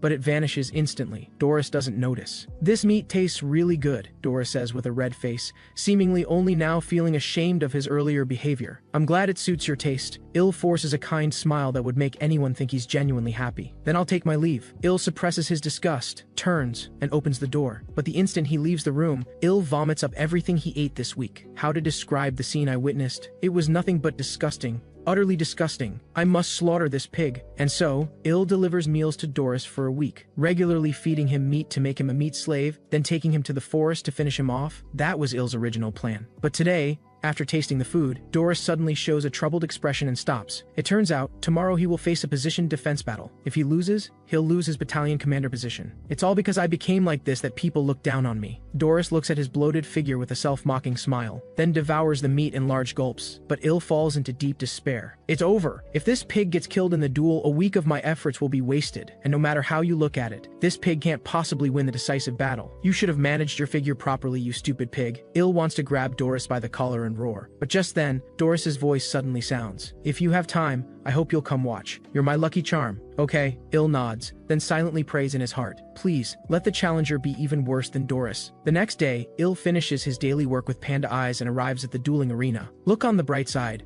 Maybe that pig will suddenly awaken and become a super pig? But what super pig weighs over 800 pounds? Impossible. Ill doesn't even believe his own self-consoling nonsense. Inside the arena, Doris takes a full half hour just to climb the stairs to the platform. But seeing Ill in the stands, he feels everything he's done is meaningful. My lucky charm, you finally came. His opponent is a burly, robust demon with a deer head. Clearly, Ill's prayers were disastrous. Soon, at the referee's command, the duel duel begins. The deer-headed demon attacks first. His speed is extremely fast, but he stops the instant he hits Doris. Unexpectedly, Doris, who seems to have trouble even walking, has enough strength to firmly control his opponent. Next, he positions himself, then suddenly exerts force. The violent attack instantly shatters the entire dueling arena. Even Il, far away in the stands, is almost caught by the attack's aftershock. Il is certain this battle is over, and the victor is the demon Doris. After the duel ends, Il returns to his quarters. Having witnessed Doris's true power, he's certain that Popo alone cannot defeat Doris. Therefore, Il modifies his plan. He needs to find stronger creatures deep in the hunting forest to jointly strike Doris, like the Taras Queen, for example. Thanks to these cooking soldiers' hard work, Il is able to understand this area's situation. His face is full of pride. "Hero, are you planning to—" That's right. There's a saying, "The enemy of my enemy is my friend." On the third day, in the back mountain forest, Rachel covers her mouth as if about to vomit any moment. After memorizing the Beast Encyclopedia for 3 days straight, the ocean of knowledge has filled her limited brain capacity. "Before I throw up, let's get going quickly, hero," Il nods, then pulls out a map. The first target is 1 kilometer ahead. The cooking soldiers marked it as a monster called Simibufi. Rachel quickly chimes in. In ancient language, it means forest worm. There are also 2 other monsters with similar appearances, Mossbeat and Estinibia, but this option is immediately rejected because Rachel thinks this creature's attack power isn't strong and it won't actively attack people. How about that? Isn't this goddess talented?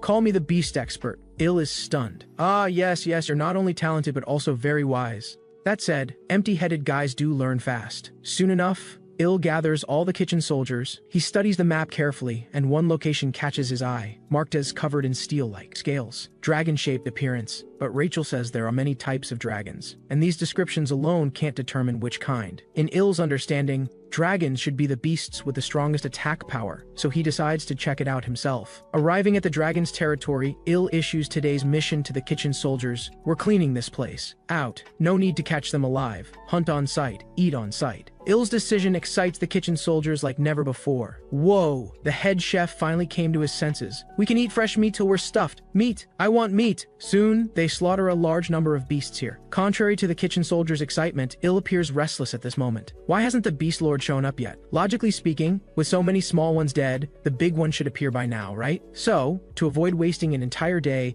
Il decides to take things further, ordering the kitchen soldiers to start fires and roast all these beasts on the spot. Sure enough, shortly after the barbecue begins, the ground suddenly starts trembling. At the same time, Il's eyes light up. Is it coming? Though he doesn't know what it is, he senses something massive approaching. Before long, a beast crashes through the trees and appears, its eyes blood red, standing at a terrifying 5 meters tall, with a dragon-like head and entire body covered in black scales. Il immediately puts on his power gauge. Power immeasurable. Immeasurable. Perfect. The power level qualifies. Rachel tells Il this is a beast called Nadrake, whose combat power rivals that of a battalion commander. A giant dragon appeared. Run! The cooking soldiers scatter in panic. But Il smirks at this moment. "We can defeat Doris. Everyone, I'll take the lead." With that, Il bolts away at full speed. Meanwhile, Lodrin is summoned to Hermes' office. What has Il been up to lately? Lodrin replies that he's doing the same as always, carrying out his duties as head chef. Hermes finds this unusual. Il has been behaving too peacefully lately. "Don't tell me, Lodrin, you taught him some incredible technique again?" "No, we're just doing routine training." Hermes then asks what the odds are of Il defeating a battalion commander, and Lodrin answers 0. Though Il has been peaceful lately, Lodrin has also noticed something strange. "I heard he's been getting quite close to Doris recently." "You mean that pig?" Hermes looks puzzled. He says he can defeat a battalion commander, yet now he's getting so close to one. What is he thinking? How interesting. Let's wait and see. Over the following days, Il repeatedly prepares delicious dishes for Doris. "This is absolutely delicious. Thank you for providing the barbecue today, too." After devouring 50 plates of barbecue, Doris lets out a little burp. At that moment, Il deliberately sighs with difficulty. This strange behavior immediately catches Doris's attention. "What's wrong? Did something happen?" Il's eyes glisten with tears. "It's nothing. Just that something happened in our kitchen department. This might be the last time I can bring you a meal." The severity of the situation makes Doris jump to his feet. "What? Tell me what happened." With a downcast face, Il waves his hands. "Commander Hermes said she wants to taste special beast meat, but this beast is too powerful. Even after days of fighting, we still couldn't capture it."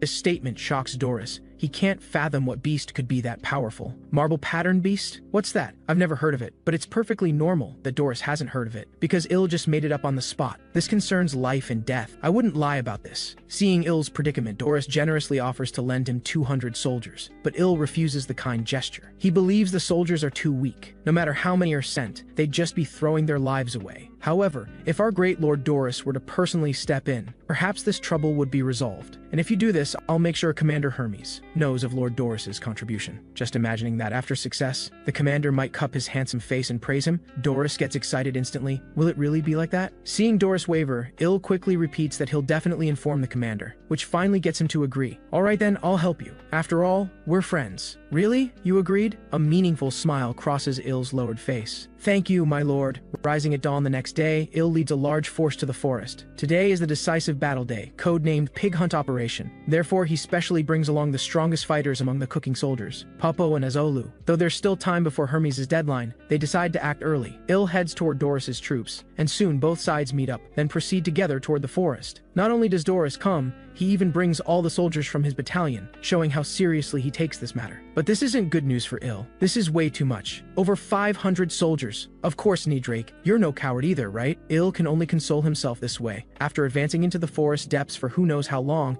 the earth suddenly begins shaking violently. Il gulps nervously. That's the one, it's coming. Good, time to stretch these muscles. Doris stretches and jumps down from the carriage. At the same time, Nidrake crashes through the forest trees and reveals itself, its roar echoing across the entire land. Nidrake's strange cry makes Doris frown. So that's the beast called the marble-patterned beast? But I feel like I've seen it somewhere before. Doris seems lost in thought. He must have encountered Nidrake somewhere in the past. Il quickly interrupts his thoughts. Don't all beasts look pretty much the same? Ha ha ha. I suppose so. Fortunately, Doris is easily convinced by Il. Then I'll handle this guy. You must report my contribution to the commander. With that, Doris charges forward alone. Of course, I'll personally report everything in detail to the commander. Il's lips curl slightly upward. Soon, Doris and Nidrake engage in battle, and each time Doris clashes with Nidrake, earth-shattering booms erupt. The ground cracks and rocks shatter. My lord hero, when do we make our move? At this rate, that pig will really take down Nidrake, Rachel whispers from within Il's arms. But Il's eyes widen in surprise. He never expected Doris would make such a decision, sacrificing the battalion soldiers to absorb Nidrake's attacks while keeping himself virtually unscathed. But just as the battle reaches its peak, a soldier suddenly rushes over in a frantic panic, shouting loudly that another beast is attacking. This completely disrupts Il's plan. Isn't this Nidrake's territory? According to natural law, beasts generally don't invade each other's domains. Before long, the ground splits open,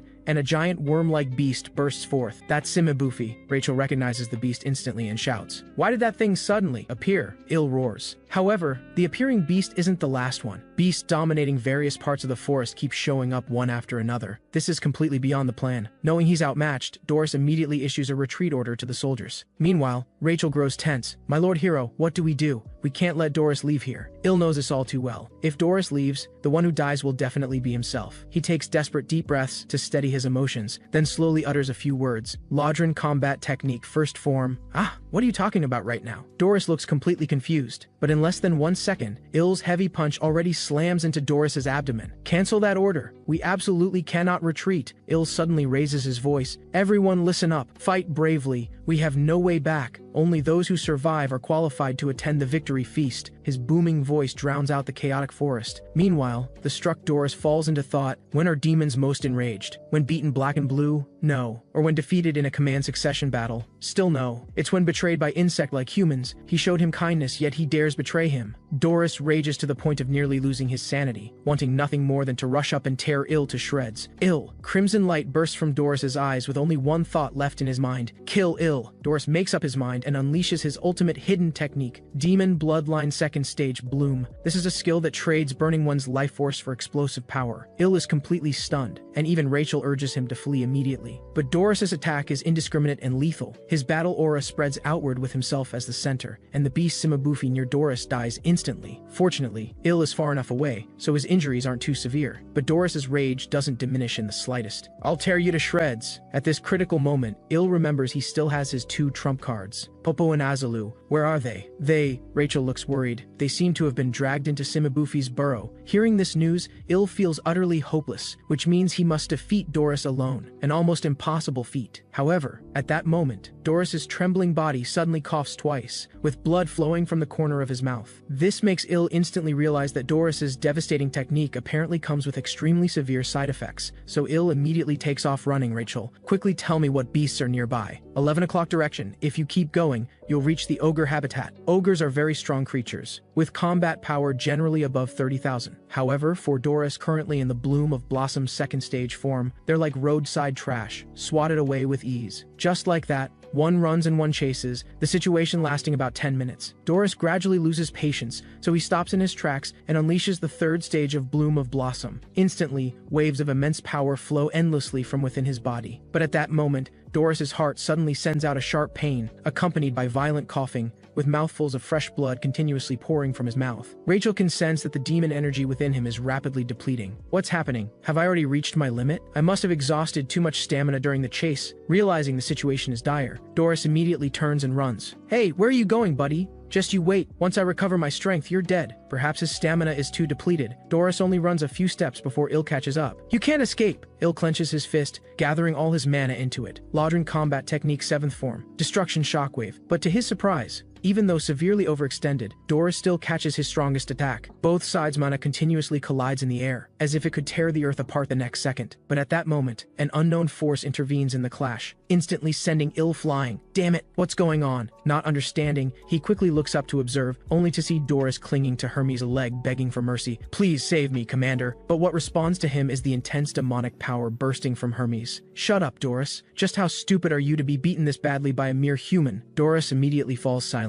Taking advantage of their stunned moment, Il dashes forward in one swift move, just as we agreed. At this moment, I have successfully defeated a battalion commander. The instant his words fall, Il's kick slams hard into the back of Doris's head. Saying he defeated a battalion commander isn't wrong. Hermes' enormous lips split horizontally. Hehehehe. How fascinating. Laughter bursts forth uncontrollably. In the office, Hermes questions, I told you to defeat a battalion commander, and this is the method you used? I've exhausted every method I could think of, but I didn't expect to turn the troops into such chaos. After hearing Il's explanation, Hermes bursts out laughing. What on earth goes through your head to reach such conclusions? I'd love to crack it open and see. Il freezes upon hearing this. Please restrain your curiosity. I would be most grateful. Hermes feels Il is exploiting a loophole in her words. But considering this is the first time, she grudgingly acknowledges that Il completed the mission. I don't like this. Don't let it happen again. Il can only nod like a submissive underling. Yes, my lord. Thank you very much. Returning to Popo's residence, Il collapses on the floor. Phew, I really thought I was going to die. Today was utterly exhausting. Every moment felt like walking on thin ice. By the way, what was that enhancement form Doris used? It seems to be a martial skill unique to the demon race. We might ask that Minotaur about it. Hearing their conversation, Popo,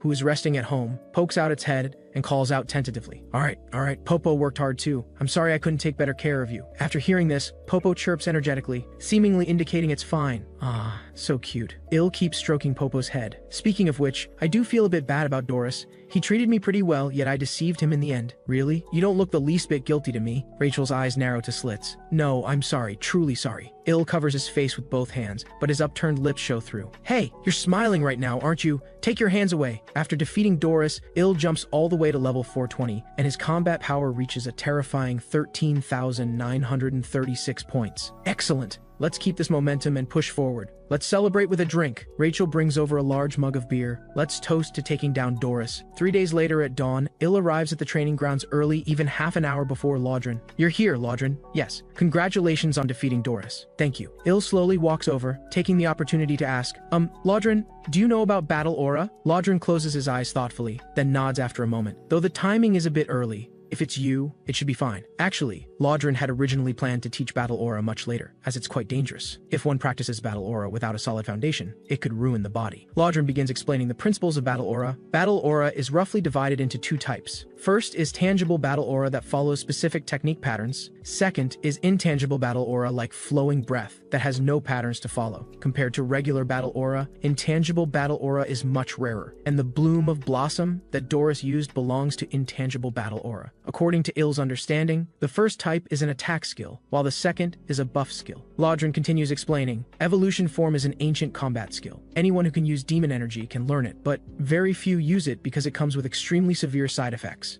Il falls into thought, is it possible for me to learn this Evolution Form skill as well? I seem to have dark magic within me too. But Lodron explains that it merely exists within his body, not dark magic generated by himself. Then it shouldn't be a problem, right? Even if something goes wrong, we still have Lady Abelson here. Il wants to learn this technique, even though it's dangerous. Lodron holds his forehead, bowing his head in thought for a long time. So Il immediately kneels down and grabs Lodron's leg. If you don't teach me, I'll die. You know Commander Hermes' temperament? She might make me duel a regiment commander tomorrow. Under his desperate pleading, Lodron can only agree but be prepared, as it may endanger your life. Understood. Every moment I'm here, I'm gambling with my life. Then let's begin. Meanwhile, in the underground prison of the Galen Empire's cathedral, At this moment before the Pope hangs a bloody and battered man, none other than Oseld Geffen. Having failed the mission to rescue the Saintess, he has become a criminal. His cracked lips tremble. The Pope, is it starting? Another round of torment disguised as penance. The Pope nods, acknowledging Geffen's words. I'll give you a chance to atone for your crimes. The Pope's nauseating words make him want to retch, but Oseld doesn't want to die yet.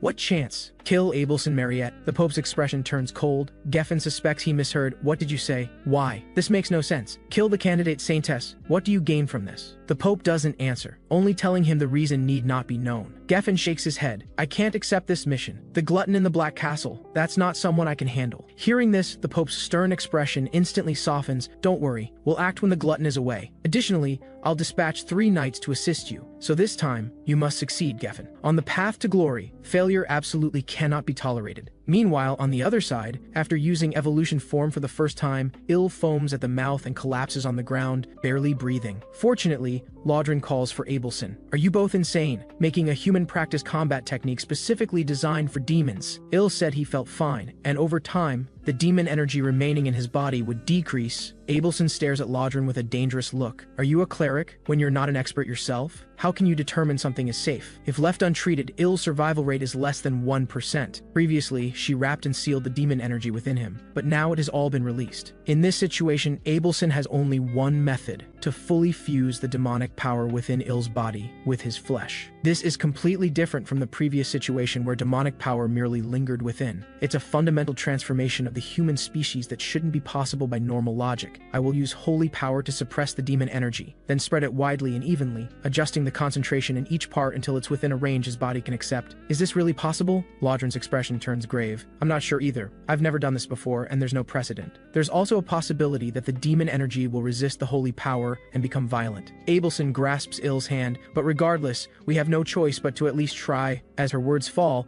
a dazzling golden light instantly illuminates the surroundings, and holy power surging from Abelson's body begins seeping into Ill's. 3 days later, Ill groans and opens his eyes. What happened to me? Before he can even get up, Puppo and Rachel rush over. You're awake. You finally woke up. Our hero finally woke up. Rachel stares intently at Ill. My lord hero, are you all right? I'm fine. Ill answers in a weak voice. His memory stops at learning evolution form, but his body doesn't seem abnormal. Ill checks while opening his status screen. Just as I thought, what he feared most has happened. The box symbol that suddenly appeared on his status screen not long ago has now changed to demon energy. I'm really done for now, Rachel. Is it possible for a hero to possess demon energy? Shortly after Ill wakes up, Hermes and Lodron also arrive upon hearing the news. I told you he'd wake up, didn't I? Hermes hears the entire story from Lodron and finds it fascinating. You attempted to convert demon energy into human power? With such an interesting idea, why didn't you tell me about it? Hermes' voice suddenly drops. It seems there's a reason humans call her Saintess. To keep you alive under such circumstances, how about I give you a little help? In an instant, Hermes' mouth slowly splits open, and she approaches step by step with a smile, releasing her magic power. Just as Ill tries to retreat, massive amounts of magic power flood into his body. In excruciating pain, his consciousness gradually fades. Don't worry, Lodron, he'll be fine. It's all right, just sleep it off. You should feel honored. With this inexplicable statement, Ill's consciousness cuts out completely. The demon lord summoned me. I need to go. Lodron, I have something to entrust to you. In the blink of an eye, 3 days have passed since Hermes left, and the collapsed Ill, fortunately, recovers quickly, all thanks to Abelson's efforts. During these days, she has been taking meticulous care of Ill. Thank you, Lady Abelson. No need to thank me. It was your willpower that helped you through. Abelson suddenly says quietly, you are my only hope. This statement leaves Ill confused, but Abelson refuses to say more. Today's treatment is finished. I must go, Lady Abelson. Why does she keep suddenly saying these strange things? Just how much is she hiding from me? After Abelson leaves, Ill immediately finds Lodron and requests to continue training. Are you sure it's okay? Lodron looks at Ill with concern. Lady Abelson also said, as long as I don't mobilize magic power, it's fine. Listening to Ill's words, Lodron's thoughts have already wandered far away. It's been 3 days since Commander Hermes left. This meeting held at the Demon Lord's castle is an annual event, but for some reason, I have a bad feeling about it this year. Lodron, only after Ill's repeated calls does he snap back. You've been really busy these days, haven't you? Because you shoulder all the responsibilities of the Legion commander.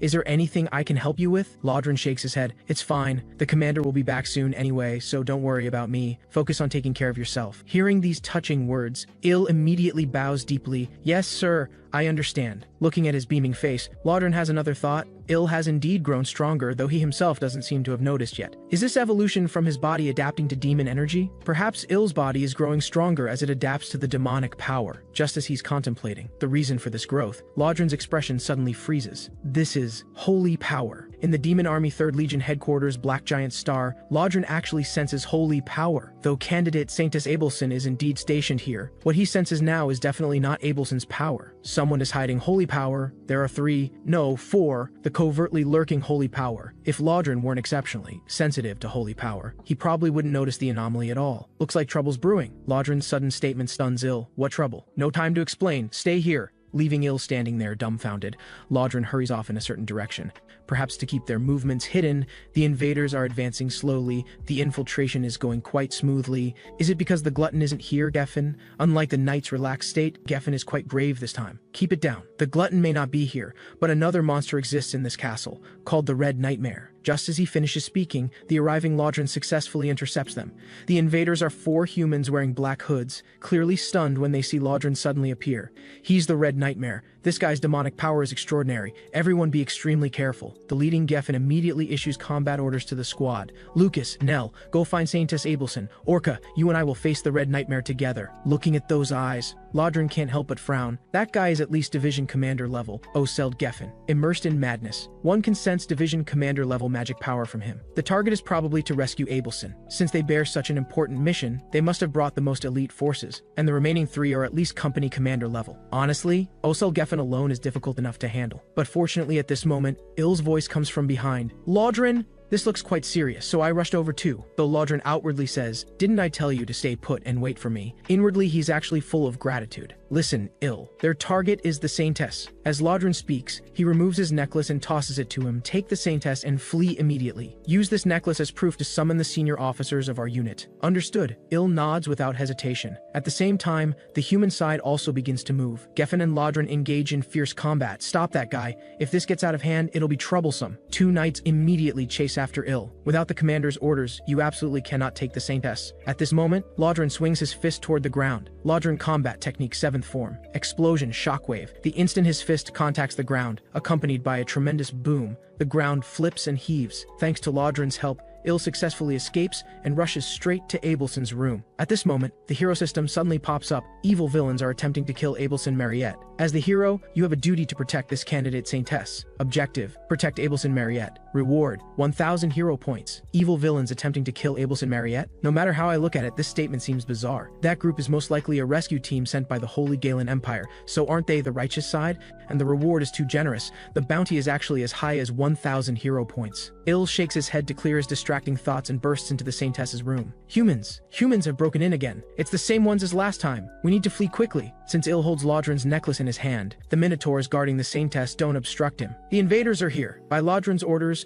we will defend this place to the death and stop anyone from entering. Human, take the Saintess and run quickly. The situation is urgent, so Il scoops Abelson up in his arms. Please forgive my rudeness. Demon Army 3rd Legion headquarters conference room, where Commander Roigel is currently holding a meeting with officers. Currently, 2 commanders are stationed at the Black Castle, and each commander oversees 5 battalion commanders. Because Doris died in battle, only 9 battalion commanders remain. During the meeting, a goblin suddenly reports an emergency.